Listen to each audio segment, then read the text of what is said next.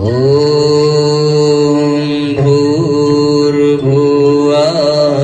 स्वः तत्सवितुर्वरेण्यं भर्गो देवस्य धीमहि धियो यो नः प्रचोदयात्।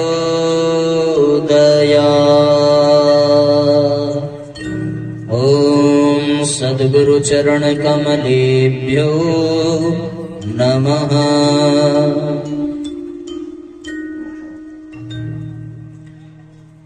परम पूज्य गुरुदेव परम वंदनीय माता जी के सूक्ष्म संरक्षण में विराजमान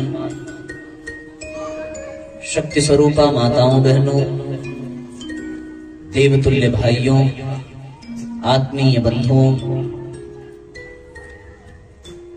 3 दिवसीय इस आध्यात्मिक प्रकल्प में प्रत्यक्ष रूप से और विज्ञान के माध्यम से परोक्ष रूप से जुड़ने वाले सभी आध्यात्म पथ के पथिक सत्संग प्रेमी भाई बहन, परम पिता परमेश्वर को प्रणाम करते हुए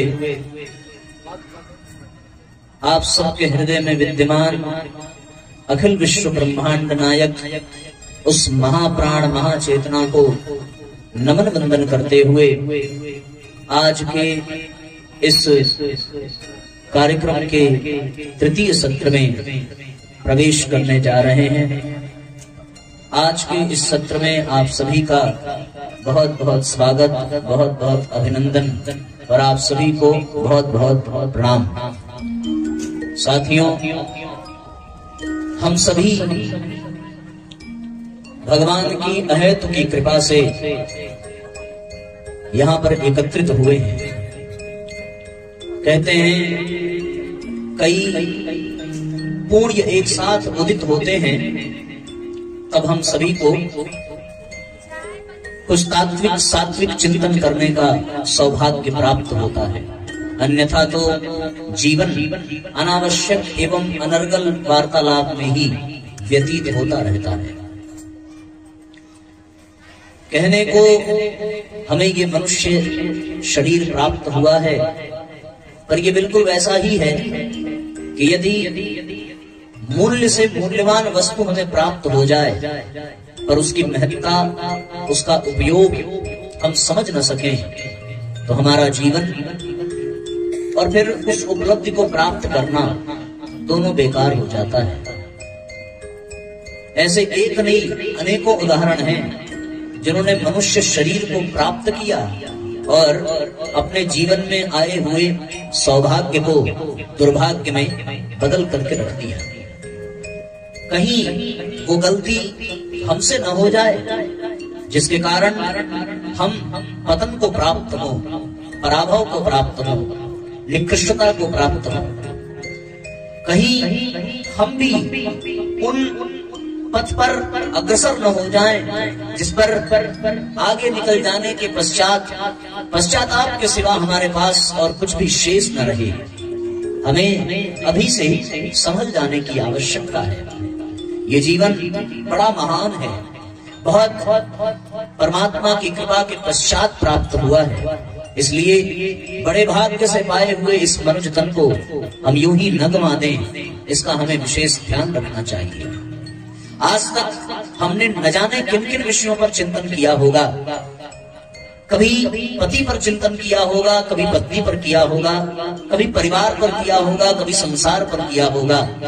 लेकिन हम लोगों ने अगर कभी भी चिंतन नहीं किया तो केवल अपने विषय में नहीं किया।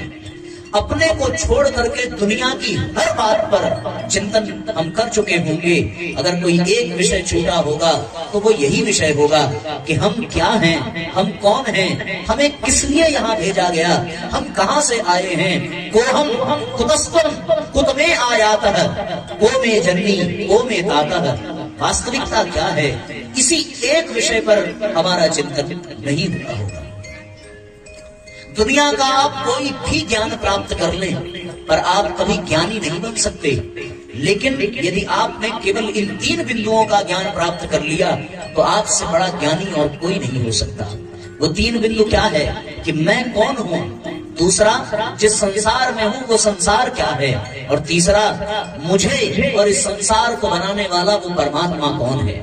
यदि इन 3 बातों को आपने जान लिया तो फिर आपको कुछ भी जानना शेष नहीं रहेगा, और फिर आपसे बड़ा ज्ञानी कोई नहीं होगा।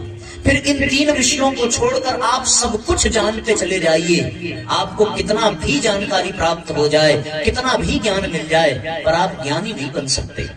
जो तीनों काल का ज्ञाता हो, भूत जानता हो, भविष्य जानता हो, वर्तमान जानता हो, उसे भी ज्ञानी नहीं कहेंगे, उसे त्रिकालज्ञ कह सकते हैं, पर वो ज्ञानी नहीं हो सकता। जो गणित का बहुत बड़ा विद्यार्थी हो और आगे चलकर के बहुत बड़ा अध्यापक भी बन जाए, उसे भी ज्ञानी नहीं कहेंगे। हाँ, गणितज्ञ उसे अवश्य कह सकते हैं। तुम त्रिकालज्ञ बन जाओगे तीनों कालों को जानने के पश्चात। गणित को जान लिया तो फिर गणितज्ञ बन जाओगे, शास्त्रों का अध्ययन कर लिया तो शास्त्रज्ञ बन जाओगे, वेदों को पढ़ लिया तो वेदज्ञ बन जाओगे। लेकिन साथियों, ज्ञानी तुम अभी भी नहीं बन सकते, क्योंकि ज्ञान और ज्ञानी बनने के लिए इन 3 बिंदुओं का चिंतन होना चाहिए कि मैं कौन हूं और इस दुनिया में किस लिए आया हूं, ये दुनिया कौन है, और फिर मुझे और इस संसार को बनाने वाला वो परमात्मा कौन है। ये जानना अति आवश्यक है। और यदि ये 3 बातें हमें स्पष्ट हो जाएं तो फिर बात बन जाएगी। मैंने ये प्रश्न उठा दिया तो इस प्रश्न का उत्तर भी देना मेरा कर्तव्य है, और यदि मैं सत्य उत्तर दे सकूं तो फिर मुझसे बड़ा ज्ञानी कोई नहीं है। पर दुर्भाग्य ये है कि भी ज्ञान के उस बिंदु को मैं भी प्राप्त न कर सका। पर हाँ, गुरुदेव की कृपा, जीवन का अनुभव और कुछ स्वाध्याय, जिसके कारण आपको ये बताने में अवश्य समर्थ हूं कि आप क्या करेंगे कि इन 3 विषयों पर आपको ज्ञान प्राप्त हो सकेगा। जिस पथ पर मैं चल रहा हूं उस पथ की ओर आपको संकेत करने भर का अधिकार परम पूज्य गुरुदेव ने इस व्यासपीठ के माध्यम से प्रदान किया है। यदि मैं ये कहूं कि मैं जानता हूं मैं कौन हूं, इस संसार को जानता हूं कि ये संसार क्या है, और फिर इस दुनिया को बनाने वाला वो परमात्मा कौन है, तो निसंदेह मुझे भी ज्ञान प्राप्त हो जाए। पर इस प्रश्न का उत्तर देने से पूर्व एक बात ये स्पष्ट कर देना चाहता हूं कि मैं खुद भी नहीं जानता कि मैं कौन हूं। मैं सच में नहीं जानता कि ये संसार क्या है, और मैं सच में नहीं जानता कि परमात्मा कौन है। लेकिन हाँ, इसलिए नहीं जानता क्योंकि अभी अनुभव नहीं हुआ, पर जो पढ़ा है, जो गुरुदेव ने बताया है, जो गुरुदेव ने अनुभव कराया है, वो बात बात तक अवश्य पहुंचा सकता हूँ। हो सकता है आपकी पात्रता, आपका सामर्थ्य, आपकी योग्यता मुझसे भी अधिक हो, तो इस पथ पर चल करके आप मुझसे भी पहले जान पाओगे कि आप कौन हैं, ये संसार क्या है और ये ईश्वर कौन है। बस आवश्यकता केवल इतना ही है कि अब तक का जो जीवन बेकार चला गया उसे छोड़ो, लेकिन अब भी समय है। आज इसी वक्त, इसी क्षण अपने आप को सजग कर लो और सारी चिंतन को, सारी बातों को विसार करके केवल इन्हीं 3 बिंदुओं पर चिंतन करो। और उसमें पहला है कि मैं कौन हूँ, मैं क्या हूँ। परम पूज्य गुरुदेव की पहली पुस्तक ही यही है, यहीं से उनके ज्ञान यज्ञ की शुरुआत होती है। मैं क्या हूँ, उसके बाद की यात्रा चलती है, फिर ये संसार क्या है और फिर ये परमात्मा कौन है। तो सारे चिंतन को छोड़ करके केवल यही एक चिंतन हम करें तो आज का यह कार्यक्रम, आज का ये आयोजन सफल हो जाएगा, सार्थक हो जाएगा।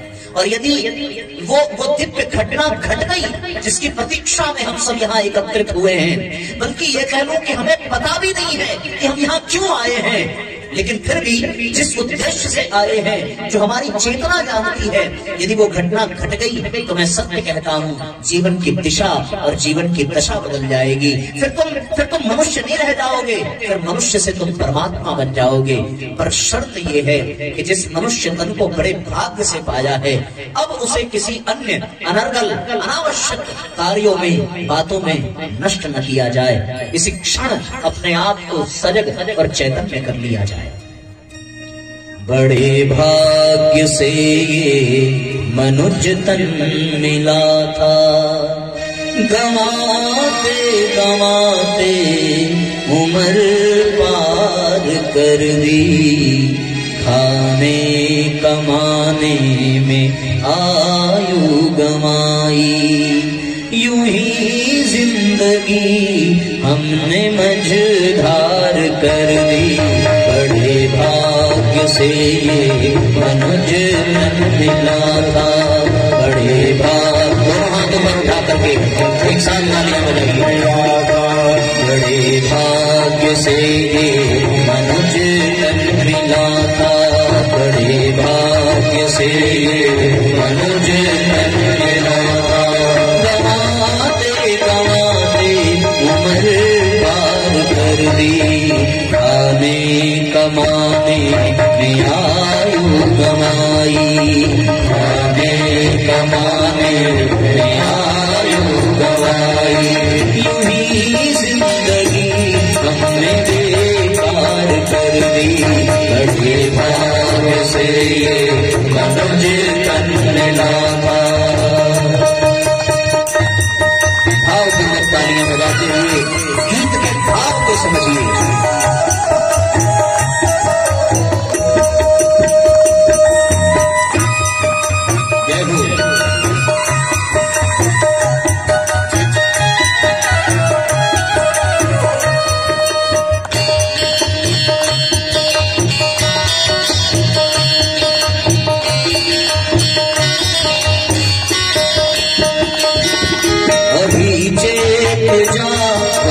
जो भी बचा है हरे बाल मुख से न कोई बचा है। अभी चेत जावत जो भी बचा है हरे बाल मुख से न कोई बचा है। जरा सोच ले,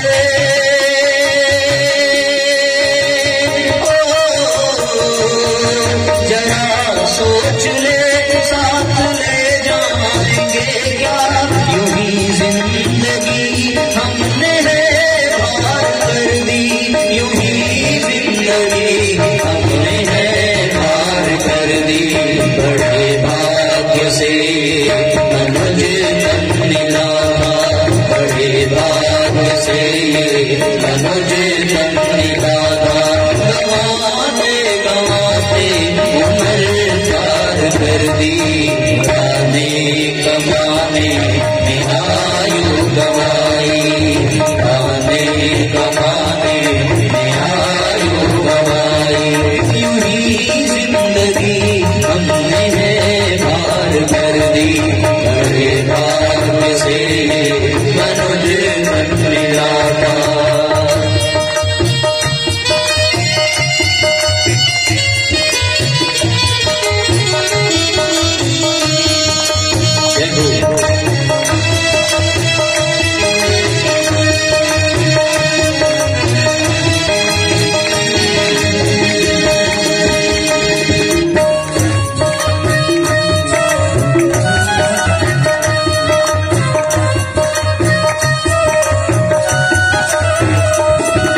संसार सागर में जीवन की नैया है पतवार सतकर सतगुरु के भैया।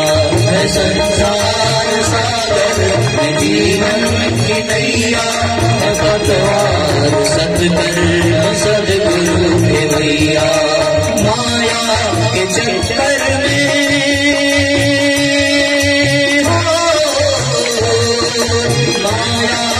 चक्कर में पड़ कर के देखो, जीवन की नैया ने मझधार कर दी।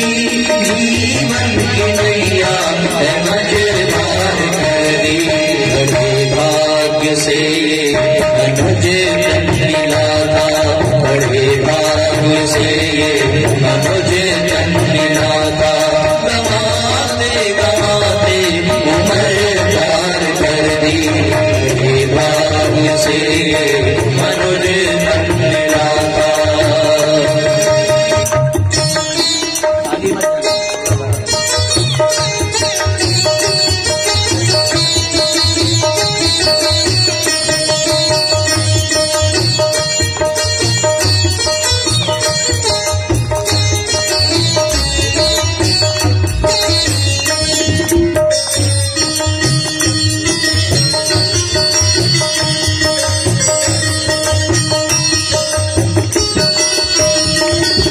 अगर चाहता अपना कल्याण प्राणी, तुम्हें मान सच्चे सद्गुरु की वाणी।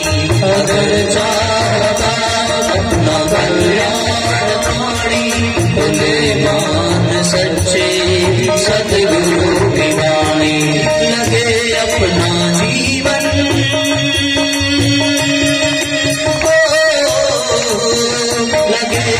अपना जीवन सत्कर्म में, अब अभी तक तो यह उम्र बेकार कर दी, अभी तक तो यह उम्र बेकार कर दी। बड़े भाग्य से मुझे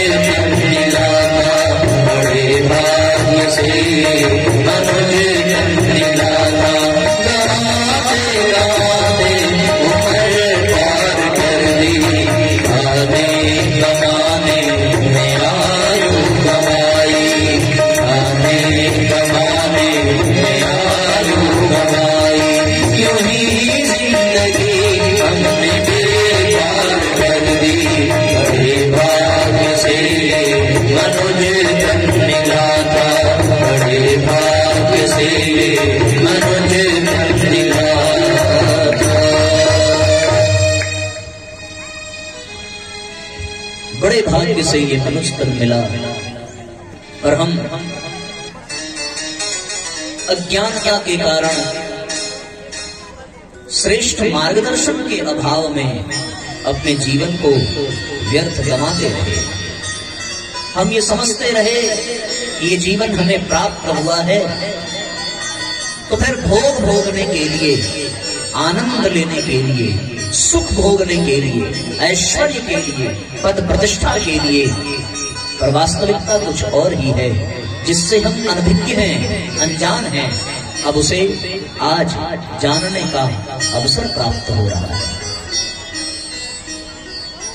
पिछले 2 दिनों में जो चर्चा हुई उसको एक बार स्मरण करिए, और वहीं से फिर से अब अपने मन और मस्तिष्क को एकाग्र चित्त करके क्रमबद्ध तरीके से समझने का प्रयत्न करें।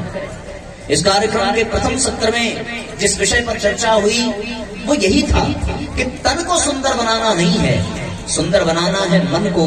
यदि मन सुंदर हो गया तो तन अपने आप सुंदर हो जाएगा। विषय आगे बढ़ा, प्रश्न उठा कि मन सुंदर कैसे बनेगा। गुरुदेव ने विचार दिया, मन को कुविचारों और दुर्भावनाओं से बचाए रखने के लिए सत्संग और स्वाध्याय करना पड़ेगा। सत्संग को जाना कि सत्य का संग ही सत्संग है, सत्य क्या है इस पर भी चर्चा हुई। और फिर विषय यहाँ तक पहुँचा कि सच्ची प्रार्थना के अभाव के कारण हम सब अपने मन को निर्मल नहीं बना पाते। प्रार्थना 3 चीजों से मिलकर के बनती है। इस प्रकार हम यदि प्रार्थना के लिए हाथ जोड़ें तो फिर हमारे समस्त कर्म भगवान को समर्पित हो जाते हैं, और वहीं उसी क्षण हम कर्मयोगी बन जाते हैं। मस्तक झुकाया तो सारा ज्ञान, सारा अहंकार परमात्मा के चरणों में समर्पित हुआ, और फिर उसी क्षण हम ज्ञान योगी बने। और मस्तक झुका करके जब अपने हृदय में झांका, संवेदना उभरी, और फिर उस दिव्य सत्ता के दर्शन हुए, तो फिर वहीं से भक्ति योग प्रारंभ हो जाता है। कर्मयोग, ज्ञान योग, भक्ति योग के सम्मिश्रण से प्रार्थना का प्राण तैयार होता है, और ऐसी प्राण भरी प्रार्थना जब होती है तो वो प्रार्थना जीवंत बन जाती है। यही ज्ञान योग साधना है, यही कर्म योग आराधना है, और यही भक्ति योग उपासना है। यहाँ तक हम लोगों ने चर्चा की।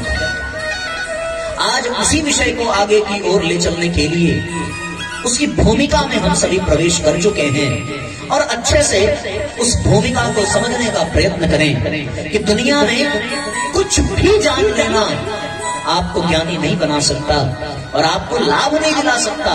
पर यदि आपने इन 3 बिंदुओं पर चिंतन कर लिया, इन 3 बातों को जान लिया कि मैं कौन हूँ, वो जगदीश, वो परमात्मा कौन है, और फिर ये संसार क्या है, इस 3 बिंदु पर यदि आपका चिंतन दृढ़ हो गया, सिद्ध हो गया, तो फिर आपके जीवन में ज्ञान की वो अजस्त्र धार फूट पड़ेगी, जिसको प्राप्त करने के पश्चात कुछ भी पाना शेष नहीं रह जाएगा। मैं कौन हूं, ये जानने के लिए साधना को अपनाना पड़ेगा। परमात्मा कौन है, ये जानने के लिए उपासना को स्वीकार करना पड़ेगा। और साथियों, ये संसार क्या है, ये जगत क्या है, इसे जानने के लिए परम पूज्य गुरुदेव द्वारा प्रणीत आराधना के पथ पर चलना पड़ेगा। उपासना, साधना, आराधना, स्वयं को जानने के लिए साधना, जगत को जानने के लिए आराधना और जगदीश को जानने के लिए उपासना। ये तीन सूत्र यदि आप अपने जीवन में धारण करें तो इन्हीं तीन सूत्रों के पथ पर चल करके, इन्हीं तीन फॉर्मूले को अपने जीवन में अप्लाई करके आप इस दिव्य ज्ञान को प्राप्त कर सकते हैं। शर्त ये है कि इनके ऊपर आचरण करना पड़ेगा, व्यवहार कुशल होकर के कदम को आगे बढ़ाना पड़ेगा। और यही दीक्षा लेने के पश्चात का पाथेय भी है। जिन लोगों ने दीक्षा संस्कार सवेरे कराया और जो अभी कराने जा रहे हैं, उन्हें ये अच्छी से भली भांति समझ लेना चाहिए कि उन्हें भी ये काम करना पड़ेगा। ये तो अति आवश्यक है और ये करना ही है तो ही हम प्रगति कर पाएंगे। साथियों, ये जो मनुष्य जीवन है, ये मनुष्य जीवन बड़ी बीच वाली स्थिति है।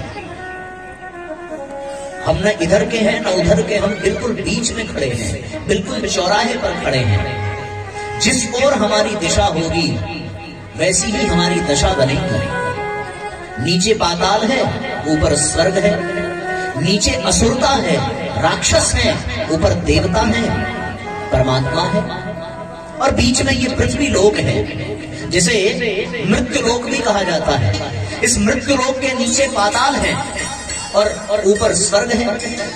तो फिर विचार करके देखो, हम तो बिल्कुल मझधार में हैं। अगर पांव फिसला तो फिर नीचे गए पाताल में, और यदि थोड़ा पुरुषार्थ कर लिया तो जैसे यहां तक पहुंचे हैं वैसे ही स्वर्ग तक और फिर सत्य लोक तक भी पहुंचने का सौभाग्य प्राप्त कर पाएंगे।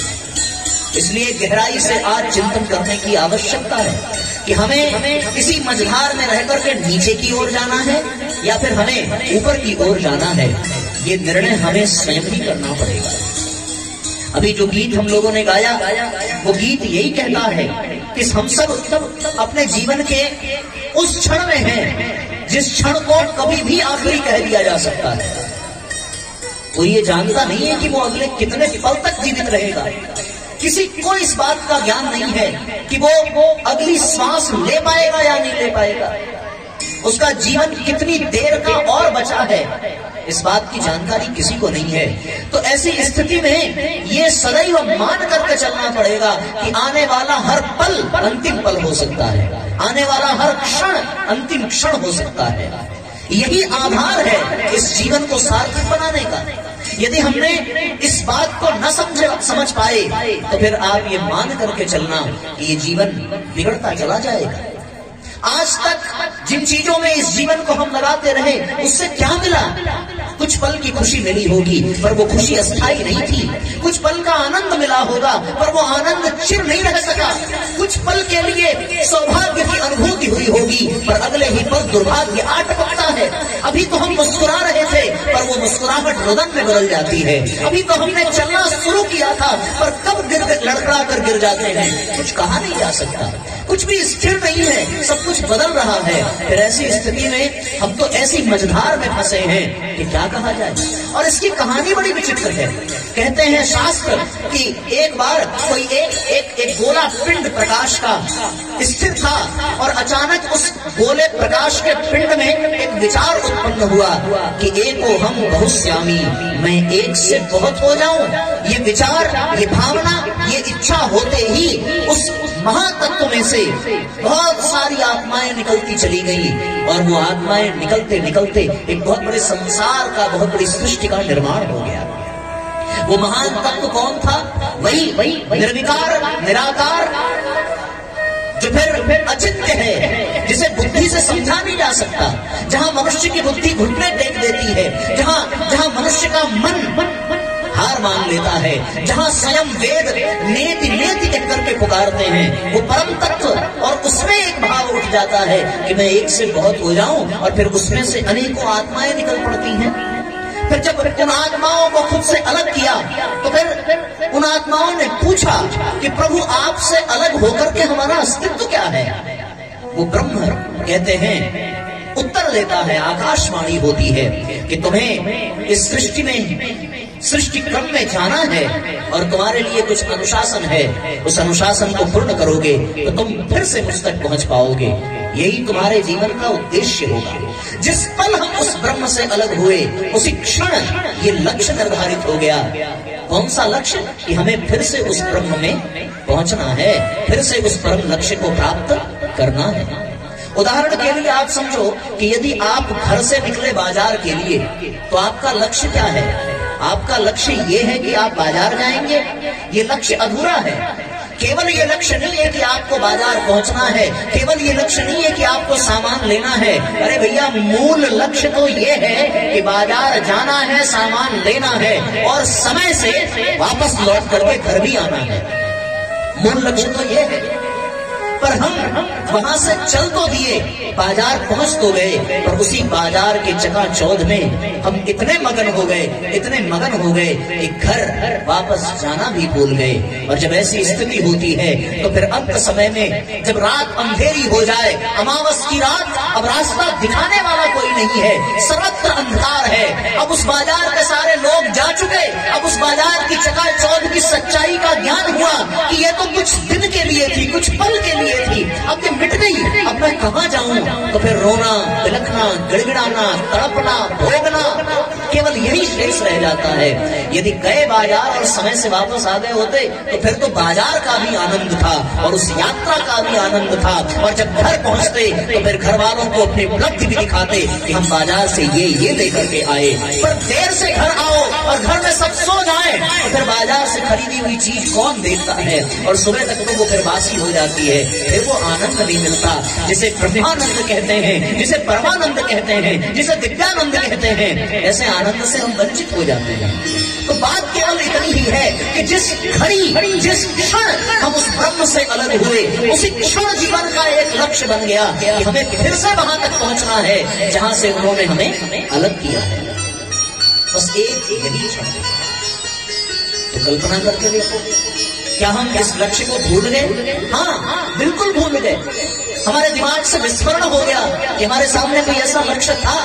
और फिर उस परमात्मा ने हमें भेजा और हमें ये बता दिया कि हम जैसे जैसे सत्कर्म करते जाएंगे, जैसे जैसे पुण्य करते जाएंगे, वैसे वैसे हम ब्रह्म के निकट होते जाएंगे। और जैसे जैसे पाप करते जाएंगे, जैसे जैसे दुष्कर्म करते जाएंगे, वैसे वैसे हम उस ब्रह्म से दूर होते जाएंगे। बस केवल इतनी सी बात। इसे हम लोगों को गहराई से समझने की आवश्यकता है। जितना हम सत्कर्म करेंगे, जितना हम सद्ज्ञान की प्राप्ति करेंगे, जितना हम सद्भाव में रहेंगे, उतना ही हम उस ब्रह्म के निकट रहेंगे। क्योंकि वो ब्रह्म सच्चिदानंद है, वो परम ज्ञान का भंडार है, वो परम श्रेष्ठ भावनाओं का संचय है, वो परम सत्प्रवृत्तियों का समुच्चय है। ऐसी स्थिति में उस ब्रह्म का परिचय ही यही है कि वो ज्ञान का भंडार है, वो प्रकाश का भंडार है, वो दिव्य भावनाओं का संकलन है, वो महान सत्प्रवृत्तियों का समुच्चय है। और जैसे जैसे सत्प्रवृत्तियां बढ़ेंगी वैसे वैसे हम ब्रह्म के निकट होंगे, और जैसे जैसे सत्प्रवृत्तियां घटेंगी वैसे वैसे हम उससे दूर होते जाएंगे। तो हमने वो यात्रा प्रारंभ की जब हम ब्रह्म से अलग हुए, फिर यहाँ आए तो कहते हैं कि सर्वप्रथम यहाँ जब हमारा आगमन हुआ इस धरती पर तो सबसे पहले हम वृक्ष बन करके आए। वृक्षों से शुरुआत होती है।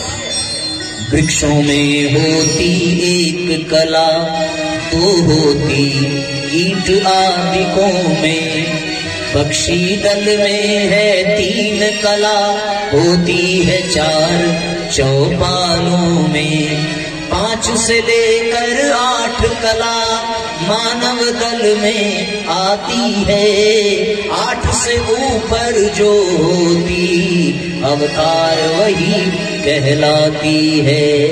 ये वृक्ष एक कला के हैं, अर्थात जड़ में शुरुआत वृक्ष से होती है, वहीं से प्रारंभ होता है। फिर वो वृक्ष ने पुण्य किया। कौन सा पुण्य किया? अरे भैया, वृक्ष से बड़ा पुण्यात्मा तो कोई हो नहीं सकता।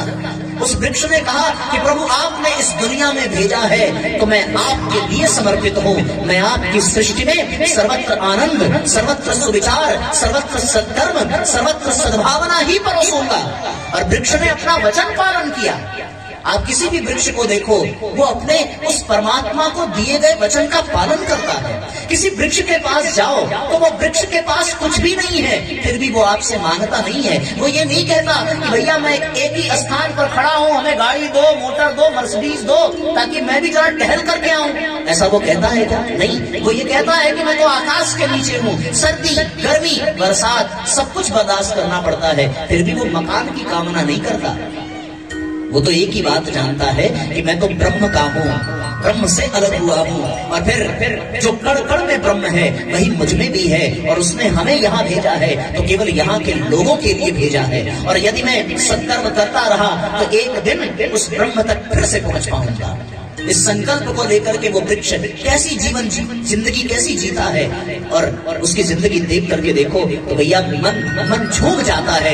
क्या शानदार जीवन है वृक्षों का, क्या शानदार जीवन है पौधों का, कि हम उनके सामने कार्बन डाइऑक्साइड के रूप में विष छोड़ते हैं और बदले में वो हमें ऑक्सीजन का अमृत देते हैं। हम उन्हें पत्थर से मारते हैं, वो हमें खिले हुए फल, खिले हुए पुष्प प्रदान करते हैं। हम उन वृक्षों के साथ बड़ा अनर्गल व्यवहार करते हैं, हम उनके डंठल को तोड़ देते हैं, उनकी तनावों को खरोच देते हैं, उनकी पत्तियों को उखाड़ देते हैं, फिर भी वो वृक्ष मरते दम तक हमें अपनी छाया प्रदान करते हैं। ऐसे महान वृक्षों के आगे तो नतमस्तक होना ही पड़ेगा। और फिर उन्होंने जो पुण्य किया, उस पुण्य का प्रभाव ये हुआ कि वो एक कदम आगे बढ़ गए। अब वो वृक्ष नहीं रह गए, होती है एक कला वृक्षों में, फिर दो होती कीट आदिकों में। अब वो वृक्ष आगे बढ़ा, जो अब तक एक स्थान पर जड़ बना बैठा था, उसे अब भगवान ने उसकी योग्यता को देख करके कीड़े मकोड़े के रूप में जन्म लिया। चेतना वही है, आत्मा वही है जो ब्रह्म का अंश है, जो परमात्मा का अंश है। फिर वही वृक्ष अब क्या बना? कीड़े मकोड़े बना, एक कदम आगे बढ़ गया। अब उसके जीवन में प्रोग्रेस हो रहा है, उसके जीवन में प्रमोशन हो रहा है, तरक्की हो रही है, इसी को तरक्की कहते हैं। तो फिर वो वृक्ष अब कीट मकोड़े बना, और कीड़े मकोड़े बनकर के भी उसने अपनी सत्प्रवृत्तियों को छोड़ा नहीं। ये बड़ी मजेदार बात सोचो, किसी भी कीड़े मकोड़े को आप देखें, वो कीड़े, वो मकोड़े, वो कीट आदि जितने भी हैं, वो सब भगवान के काम में लगे हुए हैं। एक भी कीड़ा मकोड़ा आपको फालतू नहीं दिखेगा। अरे आपको जान करके आश्चर्य होगा कि आपके खेतों में मिट्टी के भीतर से निकलने वाला वो केचुआ भी आपके लिए कल्याणकारी है। वैज्ञानिकों ने शोध किया और ये पता किया कि जो केचुआ होता है वो जमीन को उपजाऊ बना देता है अपने गुणों से। जो केचुआ होता है वो 5 साल में जमीन को 2 इंच ऊपर उठा देता है, केवल अपने गुणों से। वो भी आपके कल्याण में लगा हुआ है, वो भी समाज के कल्याण में लगा हुआ है। उसके द्वारा उर्वर की गई भूमि से हम अन्न प्राप्त कर रहे हैं। बताओ, ये कीट आदि हमारी ही सेवा में लगे हुए हैं। तुम कहते हो साहब ये मच्छर बड़े खराब हैं, ये मच्छर हमें बड़ा तंग करते हैं, पर मच्छर आपको तंग नहीं करते, मच्छर आपके कष्टों को दूर करते हैं। जितना वो आपको काटेंगे, जितना वो आपका खून चूसेंगे, उतना आपको दर्द होगा, और जितना आपको दर्द होगा उतना ही आपका प्रारब्ध कटेगा। इसलिए मच्छरों का काटना कभी बुरा मत मानना, समझने का प्रयास करो। हाँ, डेंगू हो जाए तो इससे बड़ा भाग्य और क्या हो सकता है भाई? कल्पना करके देखो। शास्त्र तो ये कहता है कि जितना भी कष्ट आवे उतना पाप कम होता है। ये मैं अपनी बात नहीं कह रहा, परम पूज्य गुरुदेव की बात कहता हूं। जितना जीवन में दुख हो उतना ही पाप कम होता है, और जितना जीवन में सुख हो उतना ही पुण्य कम होता है। तो यदि डेंगू हो भी जाए, भगवान न करे हो, पर अगर हो जाए तो भगवान का प्रसाद ही समझो कि कोई पाप था जो कटा। सच्चाई तो यही है। ये तत्व दृष्टि से देखो, संसार की दृष्टि से मत देखो, क्योंकि आप जिस पांडाल में बैठे हैं वहां संसार की चर्चा करने के लिए नहीं एकत्रित हुए हैं। उस परम तत्व की दृष्टि से देखो। अगर मच्छर का काटना बुरा होता तो मैं सच कहता हूँ, भगवान तो आपसे इतना प्यार करता है कि वो आपको कभी कष्ट नहीं देना चाहता, क्योंकि हम भगवान की संतान हैं। और कौन माता पिता अपने पुत्रों को कष्ट देना चाहेगा? अरे वो देता है तो केवल इसलिए कि कुछ तो पाप कम हो जाए, कुछ तो मेरे निकट आ जाओ। जब तक डेंगू नहीं होता तब तक हमारे जीवन में परमात्मा की याद नहीं होती, और जिस दिन मच्छर की कृपा से डेंगू मिल गया ना, उस दिन सुबह शाम भगवान की याद रहती है। जितना प्लेटलेट्स घटता है उतनी ही समाधि लगती है, और जैसे जैसे प्लेटलेट्स बढ़ता है वैसे वैसे हम भगवान को भूलते जाते हैं। सच्चाई तो यही है। तत्व दृष्टि से देख करके बताओ, वास्तविकता यही है। अभी तो हमारे बनारस में बहुत डेंगू फैला, और फिर वो लोग जो अकड़ करके चलते थे महाराज, जो मांगने पे नहीं देते थे, वो मांगने निकल गए। भैया एक बोतल खून मिल जाएगा, लड़का को प्लेटलेट बढ़ा। भगवान सबकी रक्षा करें। और साथियों, सच्चाई यही है कि जीवन में कष्ट आता है तो ही उस ब्रह्म की याद आती है जिससे हम अलग हुए हैं। वरना फिर वही बात कह दूं कि हम बाजार गए तो, पर वहां की चकाचौंध से वो डेंगू ही याद दिलाता है। वरना तो हम भूल ही जाते हैं कि अब वहां भी जाना है जहां से लौट करके आए हैं। इसलिए साथियों, जीवन की सच्चाई को समझो।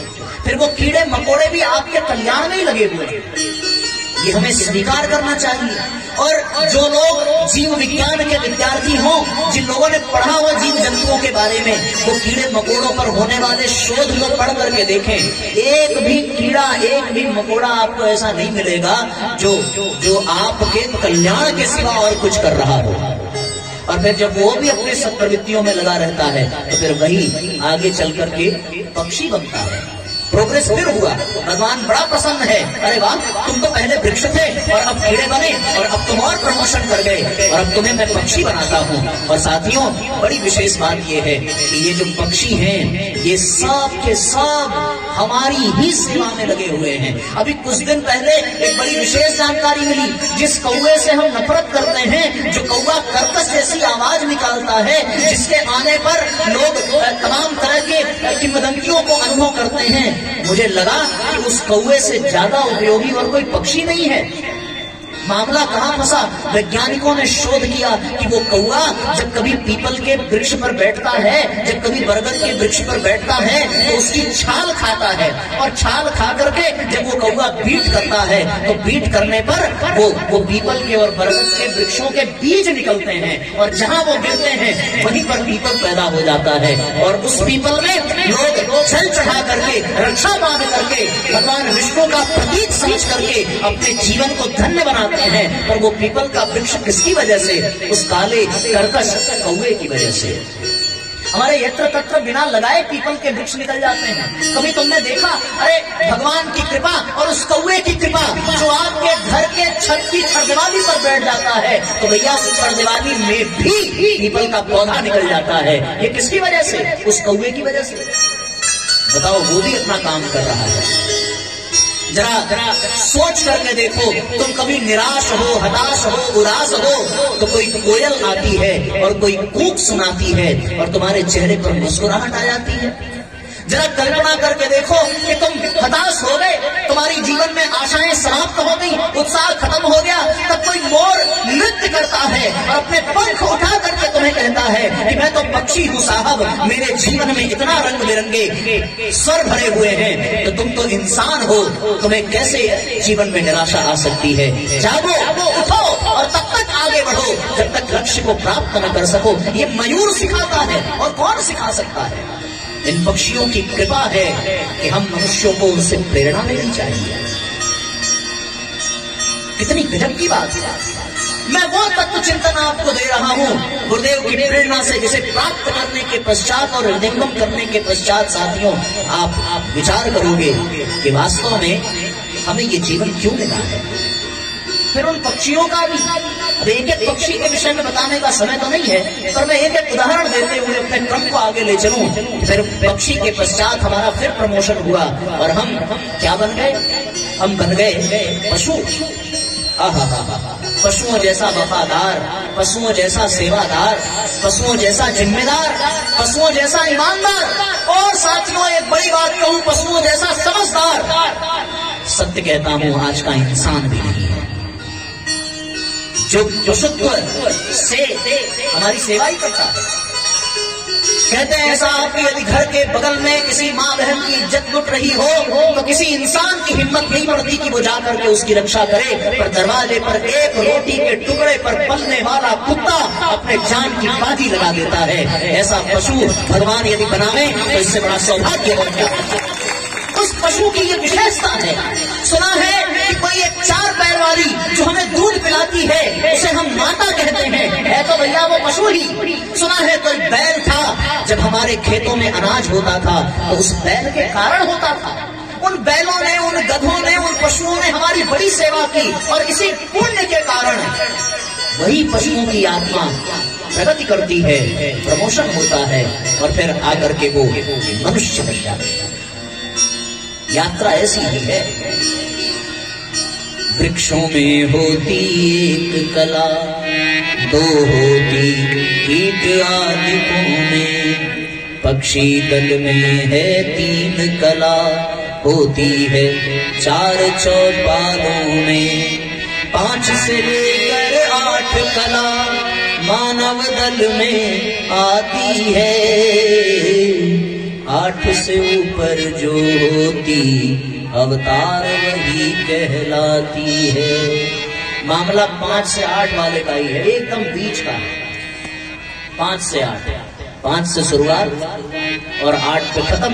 8 डांक गए तब तो काम बन गया और 8 न डांक पाए। 16 ही कलाएं हैं ना। कहते हैं साहब पूर्ण चंद्रमा 16 कला का होता है। हमारे गुरुदेव तो अवतारी भी नहीं है, वो तो 24 कला के हैं, तो उन्होंने तो अवतार वाली रेखा भी पार कर दी।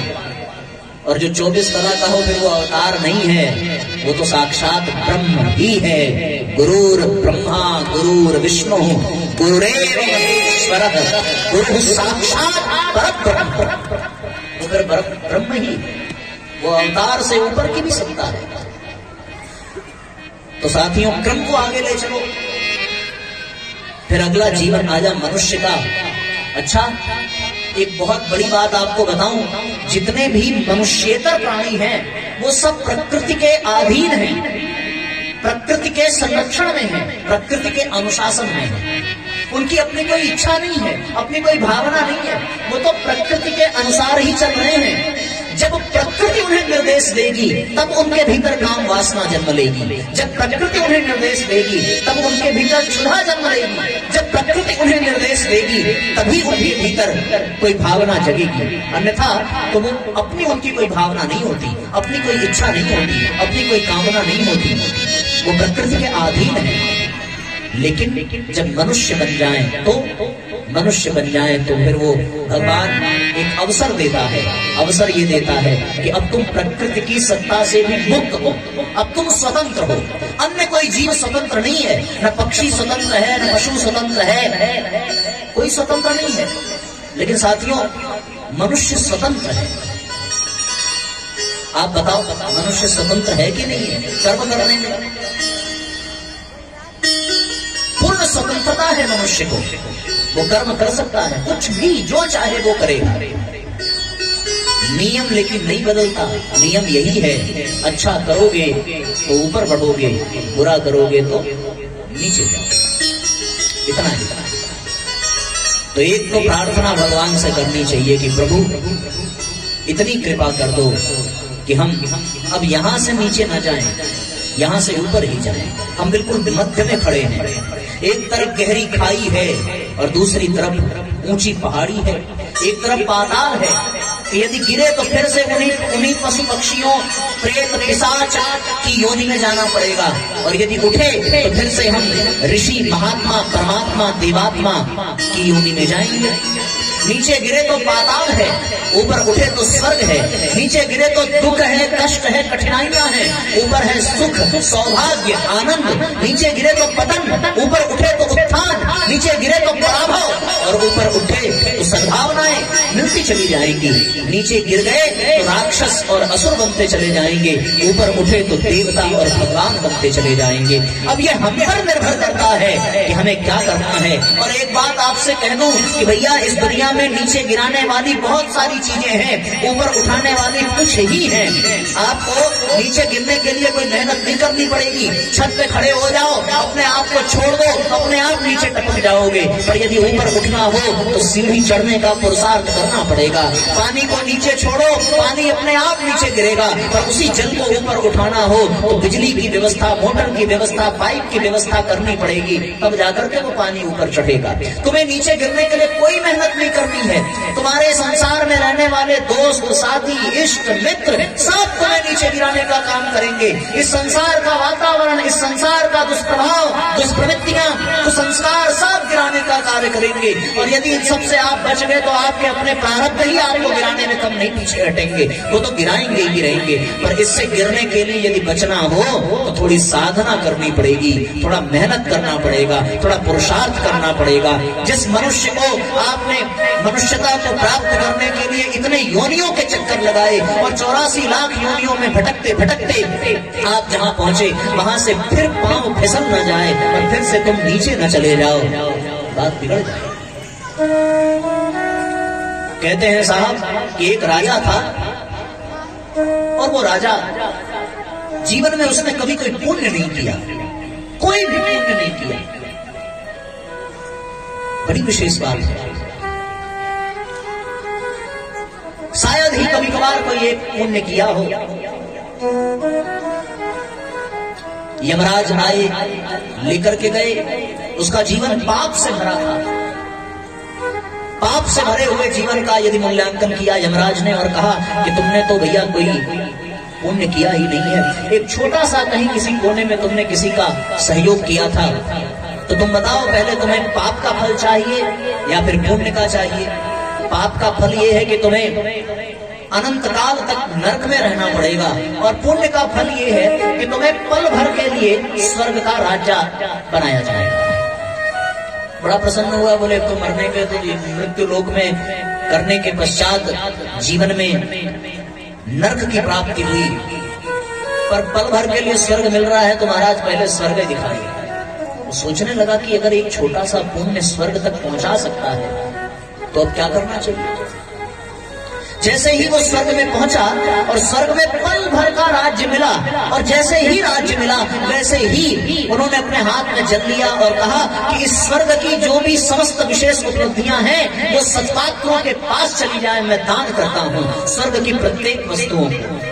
और जैसे ही ये संकल्प लिया वैसे ही कामधेनु गाय भगवान वशिष्ठ के पास चली गई, वैसे ही उच्चश्रवा घोड़ा किसी और के पास चला गया, वैसे ही ऐरावत हाथी किसी और के पास चला गया, वैसे ही वो कल्प वृक्ष किसी और के पास चला गया। और जैसे ही ये सारी चीजें वितरित हुई उसका पुण्य बढ़ा।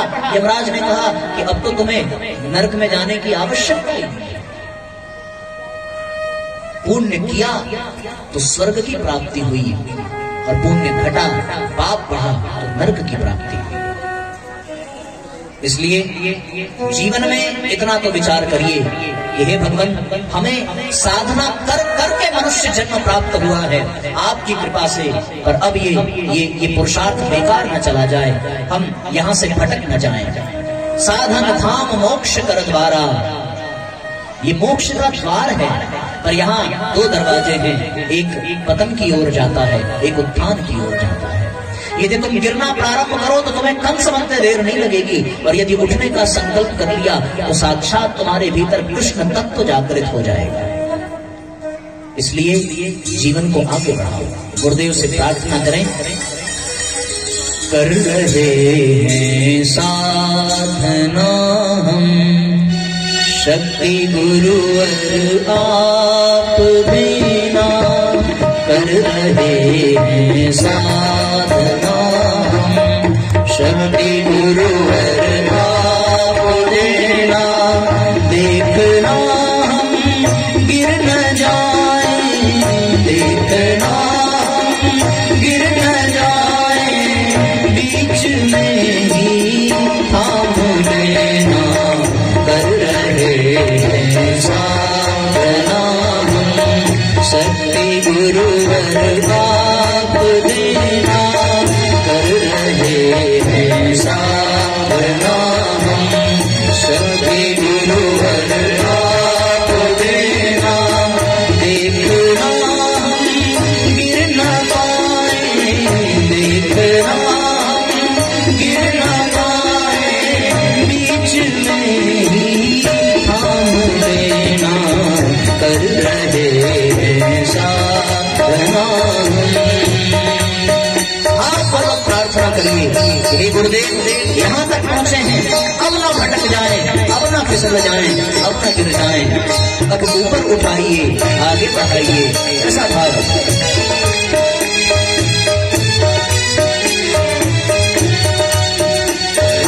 तालियां बजाते रहे।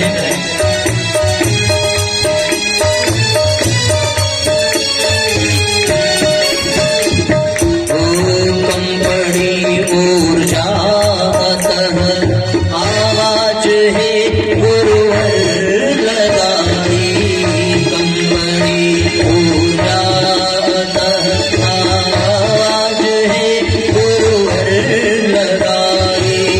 चल रहे हैं राह जो आपने हमको बताई, चल रहे हैं राह आपने हमको बताई। शक्ति चलने की सतत दो, शक्ति चलने की सतत दो, बीच में यह बदरू बेना, कर रहे हैं साधना हम। शक्ति गुरुवर आप देना, देखना गिर न जाए, देखना हम गिर न जाए, बीच में ही थाम देना, कर रहे हैं साधना हम।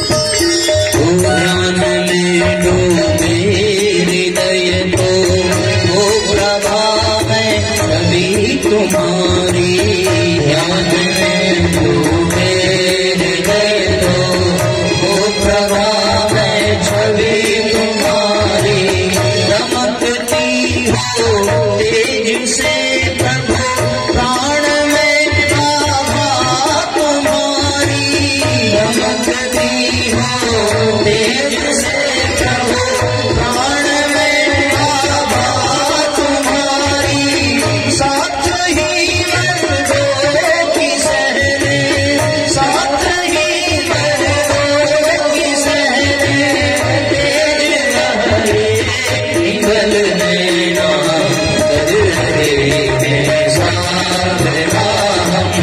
शक्ति गुरुवर आप देना, देखना गिर न पाए, देखना गिर न पाए, बीच में ही थाम देना, कर रहे हैं साधना हम, कर रहे हैं साधना हम।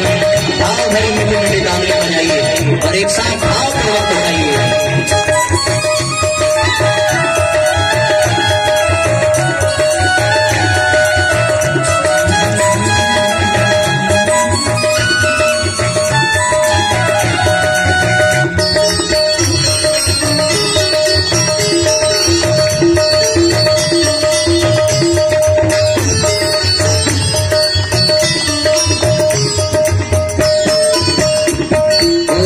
जन्म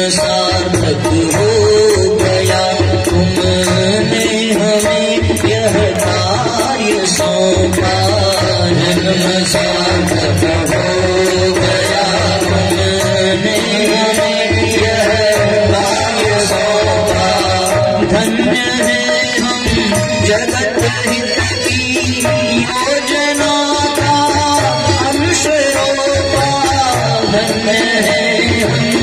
जगत हित की योजना का अंश रोपा अब किए बिन काम कुछ इस, अब किए बिन काम कुछ इस हृदय को बढ़ता देना कर रहे हैं साधना।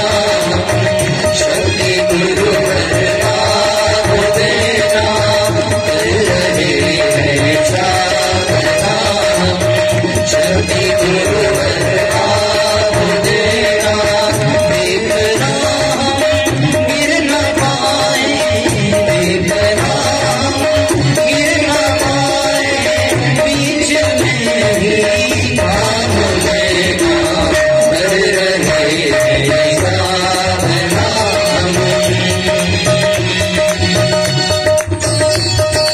आओ तुरंत तालियां बजाइए, एक साथ दोहराते रहिए।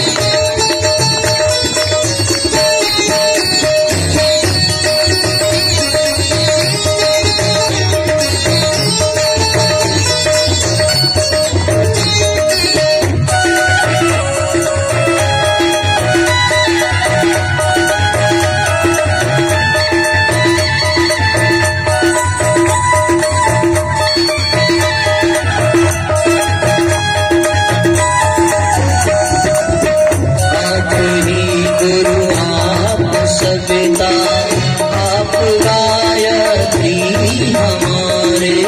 आप ही गुरु आप सविता आप गायत्री हमारे। शक्ति देने अतः आए आपके ही हृदय द्वारे। शक्ति देने अतः आप ही हृदय द्वारे। प्रभु हमें आलोक दो, प्रभु हमें आलोक दो। जाए ज्ञान रहना कर रहे हैं साधना। शक्ति गुरुवर आप देना कर रहे हैं साधना। शक्ति गुरुवर आप देना देखना हम गिर न पाए, देखना हम गिर न पाए, बीच में ही काम लेना कर रहे हैं साधना। शक्ति गुरुवर आप देना कर रहे हैं साधना। कर रहे हैं साधना, कर रहे हैं साधना हम। बोलिए परम पूज्य गुरुदेव की जय। अरे इसे काम नहीं चलेगा भाई, थोड़ा जोर से जयकारा लगाना पड़ेगा। दोनों हाथ ऊपर उठाओ। हाँ अब बोलिए परम पूज्य गुरुदेव की। लग रहा है एकादशी का असर है ना? थोड़ी और आवाज निकलनी चाहिए, ठंड में तो और निकलनी चाहिए। फिर से एक बार प्रयास करते हैं, अब की बार। अच्छा एक काम करते हैं, कंपटीशन कराते हैं आप लोगों का। इधर वाले एक तरफ, इधर वाले एक तरफ। अब देखना यह है कि किधर आवाज ज्यादा निकलती है, और जिधर ज्यादा निकलेगी उधर प्रसाद ज्यादा बटेगा। चलो भाई पहले इधर वाले देखो, आप लोगों की संख्या भी कम है, थोड़ी नाक बचाना, बहुत जोर से आवाज निकलनी चाहिए। दोनों हाथ ऊपर उठाओ। बोलिए गायत्री माता की।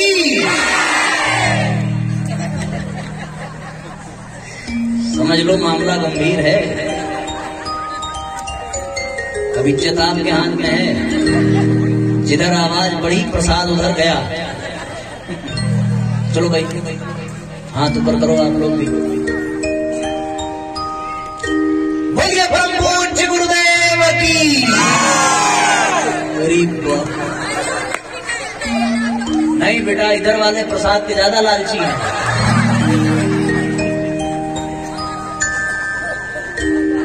हम सोच रहे थे एकादशी का असर है, आवाज नहीं निकल रही है, मामला कुछ और है। प्रसाद का लालच दिखाना पड़ता है। हंसी मजाक है, कोई अन्यथा मत लेना। ऐसा करने से थोड़ी प्राण का संचार हो जाता है। तो एक ही आसन में बैठे बैठे ऐसे मोबाइल सुना, पता चला मुंह खुला है, उसी में माछी जा रही है, घूम के चली आ रही है। मच्छर गया, टहल के चला आया, मुंह खुला है। तो महाराज कहे जा रहे हैं सुनते रहे सुनते रहे सुनते रहे। तो बीच बीच में हमें भी चेक करना पड़ता है कि आप यहाँ हैं कि गए। तो आपकी आवाज सुन करके लगता है कि आप यहाँ हैं। आइए अब फिर से गंभीर हो जाएं और अपने विषय की ओर आगे बढ़ें। तो चर्चा साथियों यही चल रही थी कि हम जिंदगी के उस मोड़ पर हैं कि जरा सा फिसले, जरा सा कुकर्म हुआ, जरा सी कुप्रवृत्तियां हुई तो फिर जीवन में कष्ट, कठिनाइयां और भोग आवेगा। और जरा सा पुरुषार्थ कर लिया, जरा सी साधना कर ली, जरा मेहनत कर ली तो बात बन जाएगी और हम ऊपर ऊपर और ऊपर उठते चले जाएंगे। ऊपर उठने के लिए किसी समर्थ सत्ता के संरक्षण की आवश्यकता है। गिलोय के तने को देखा आप लोगों ने? वो जमीन पे नहीं फैलती, लेकिन उसे किसी वृक्ष का सहयोग मिल जाए तो वो फिर लपेटती हुई ऊपर चढ़ती चली जाती है। इतना ऊपर जितना ऊपर तक वो वृक्ष है। ये कैसे हुआ? वृक्ष का सहयोग मिला और वो गिलोय आसमान छूने लगी। एक धूल का कण जो जमीन पे पड़ा है, कभी कोई पैर रखता है, कभी थूकता है, कभी धकेलता है, कभी धक्के खाता है, पर वही धूल का कण जोर की आंधी आई और उसने आंधी का साथ पकड़ लिया। जो अब तक जमीन पे पड़ा था वो अब दूसरों के सिर चढ़ करके बोलने लगता है। कैसे? किसी समर्थ का सहयोग मिल जाए, मजा आ जाता है।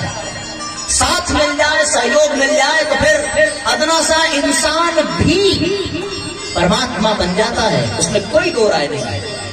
जब वो धूल का कण इतना ऊपर पहुंच जाता है, वो गिलोय इतनी ऊपर। अरे आपके जीवन में घटने वाली घटना बताऊं कि किसी ऐसे लड़की की शादी जो बिल्कुल पढ़ी लिखी ना हो, अनपढ़ हो, गंवार हो, बोलने की, चलने की, हिलने की, डुलने की सभ्यता भी न जानती हो, पर उसकी शादी किसी बहुत बड़े पंडित से कर दी जाए तो वो बिना कुछ सीखे, एक मंत्र भी ना आवे, तो भी वो सदिया कर्तक पंडिताइन बन जाती है।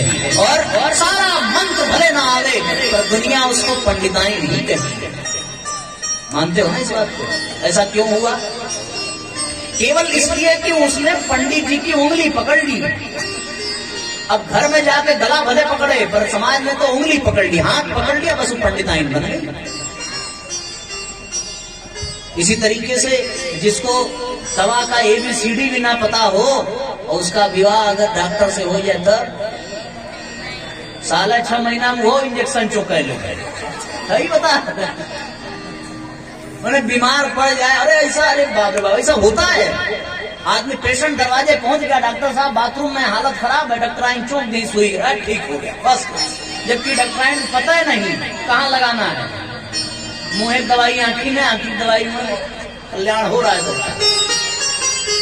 तो कुल मिला के तात्पर्य केवल इतना ही है कहने का भैया कि अगर किसी समर्थ का हाथ पकड़ लो तो फिर आदमी ऊपर उठता चला जाता है।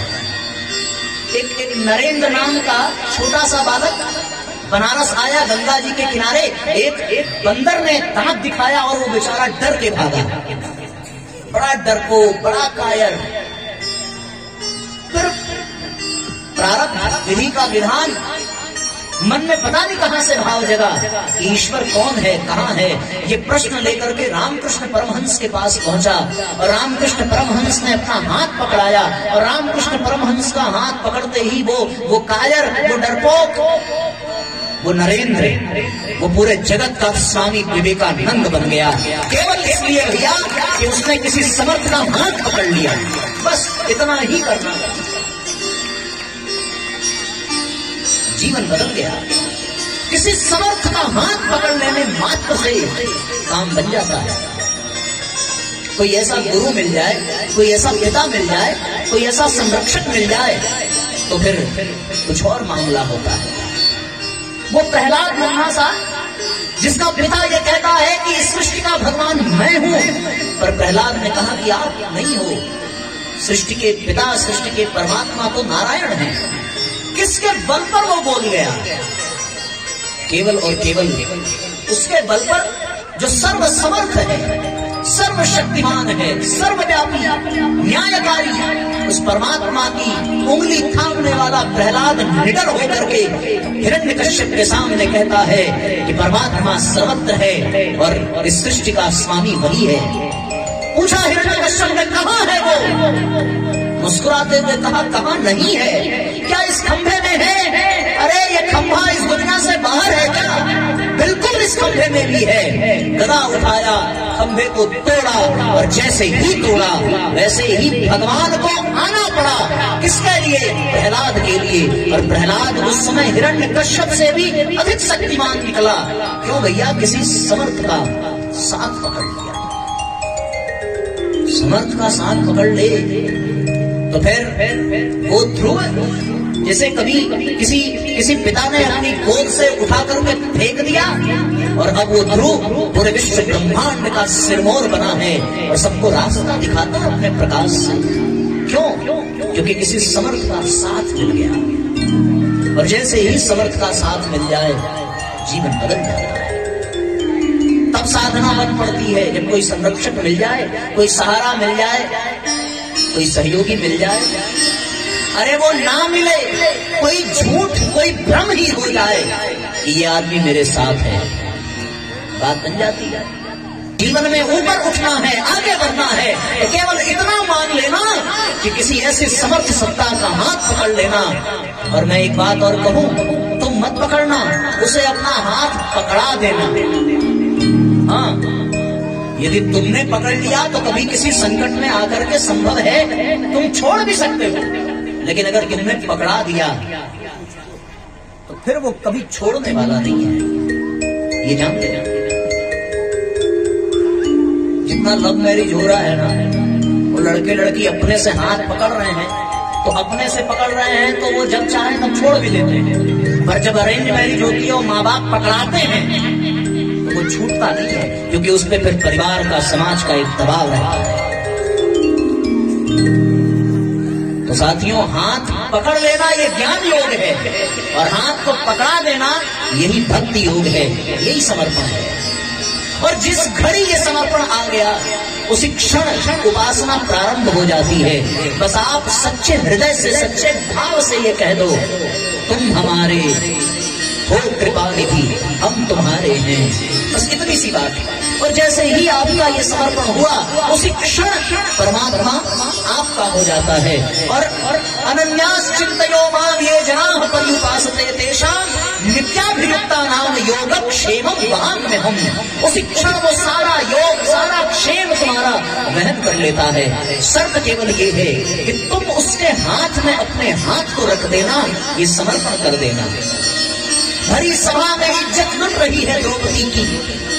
माता रुक्मिणी कहती है, प्रभु क्यों विलंब करते हैं? भगवान मुस्कुराते हुए कहते हैं कि मैं कैसे जाऊं? उस द्रौपदी को अभी भी विश्वास है पितामह भीष्म पे, उस द्रौपदी को अभी भी विश्वास है धृतराष्ट्र पे। अरे उनसे बची तो उसके बाद भी उस द्रौपदी को विश्वास है अपने 5 पतियों पे, उसे मेरी जरूरत कहाँ है कि मैं उसके पास जाऊं। लेकिन जब 5 पति भी बेकार निकल गए, पितामह भीष्म भी कुछ न कर सके, धृतराष्ट्र भी कुछ न कर सके, द्रोणाचार्य कुछ न कर सके, तो उसको फिर अपनी भुजाओं का सहारा मिला। उसने अपना आंचल पकड़ा, एक हाथ ऊपर उठाया कि हे गोविंद, हे गोपाल, अब तो जीवन हारे।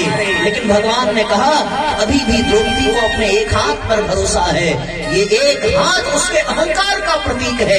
दुशासन खींचता रहा। एक समय ऐसा आया कि जब द्रौपदी के हाथ से वो आंचल छूटा और फिर द्रौपदी ने दोनों हाथ ऊपर उठाया, हे प्रभु, यदि आज आप नहीं आए तो दुनिया मुझे नहीं आपको कलंकित करेगी। और फिर भगवान को आने में देर नहीं लगी। किसी मूर्ख ने ये कहा होगा कि उनके यहाँ देर है, अंधेर नहीं। अरे देर उनके यहाँ नहीं है, देर हमारे बुलाने में है। बुलाया द्रौपदी ने देर से, वरना तो गोविंद वही थे। देर हमसे हो जाती है। ये समर्पण होना चाहिए।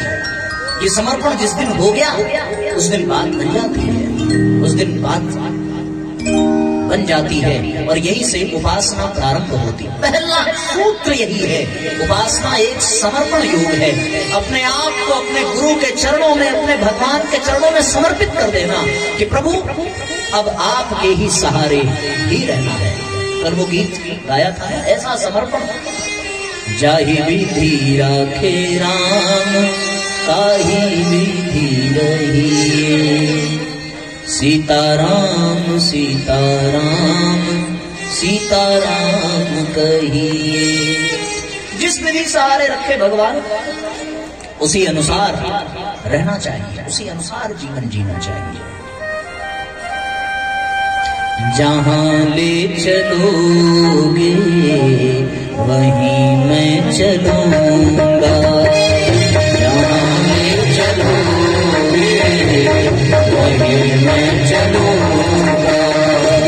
जहाँ हाथ रख दोगे, जहाँ हाथ रख दोगे वहीं मैं रहूंगा।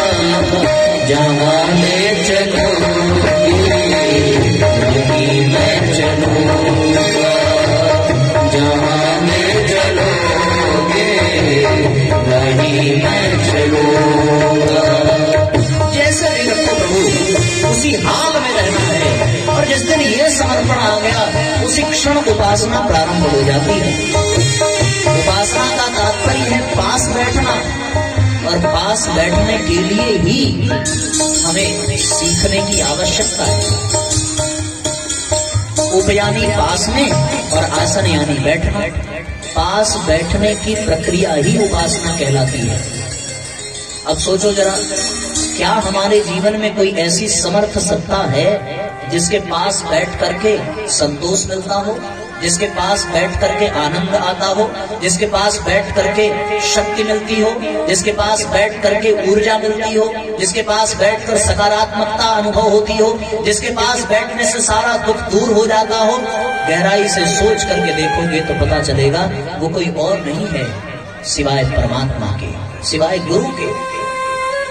गुरु चरणों में बैठ करके देखो, भगवान के समीप बैठ करके देखो। हम भगवान के समीप बैठते हैं,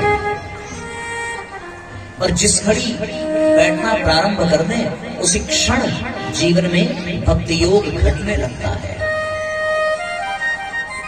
एक तो आदत गुरु दीक्षा लेने के बाद डालनी पड़ेगी कि पास बैठो।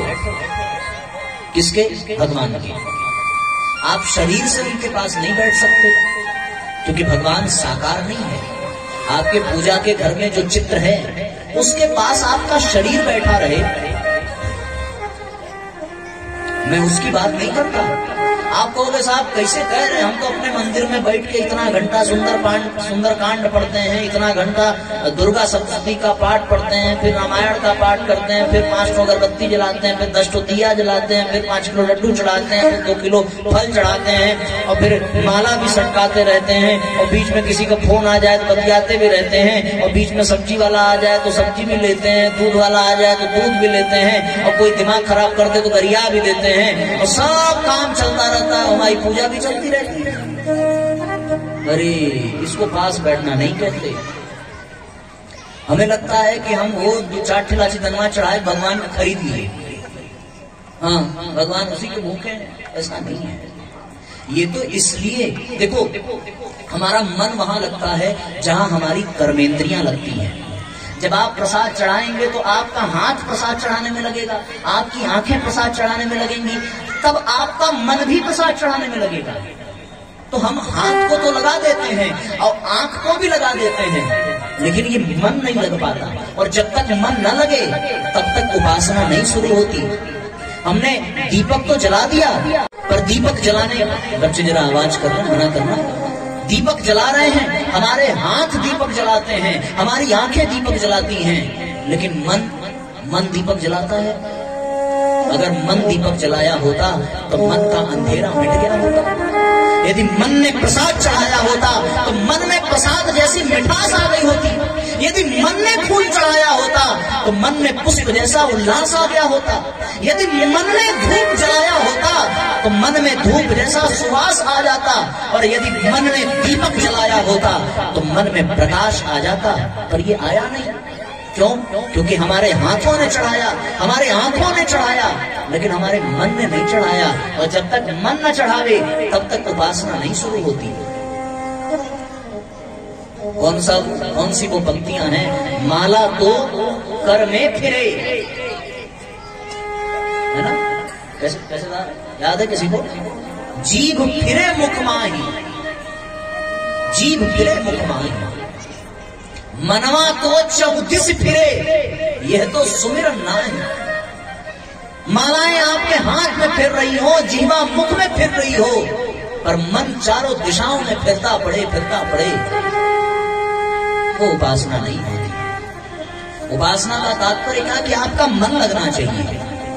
तो मैं आपसे एक बात कहूं, कर्मकांड छोड़ दो। उस कर्मकांड के पीछे जो प्रेरणा छिपी है, जो भाव छुपा है, उसको समझने का प्रयास करो और भगवान से सच्ची प्रार्थना करो, मन से करो।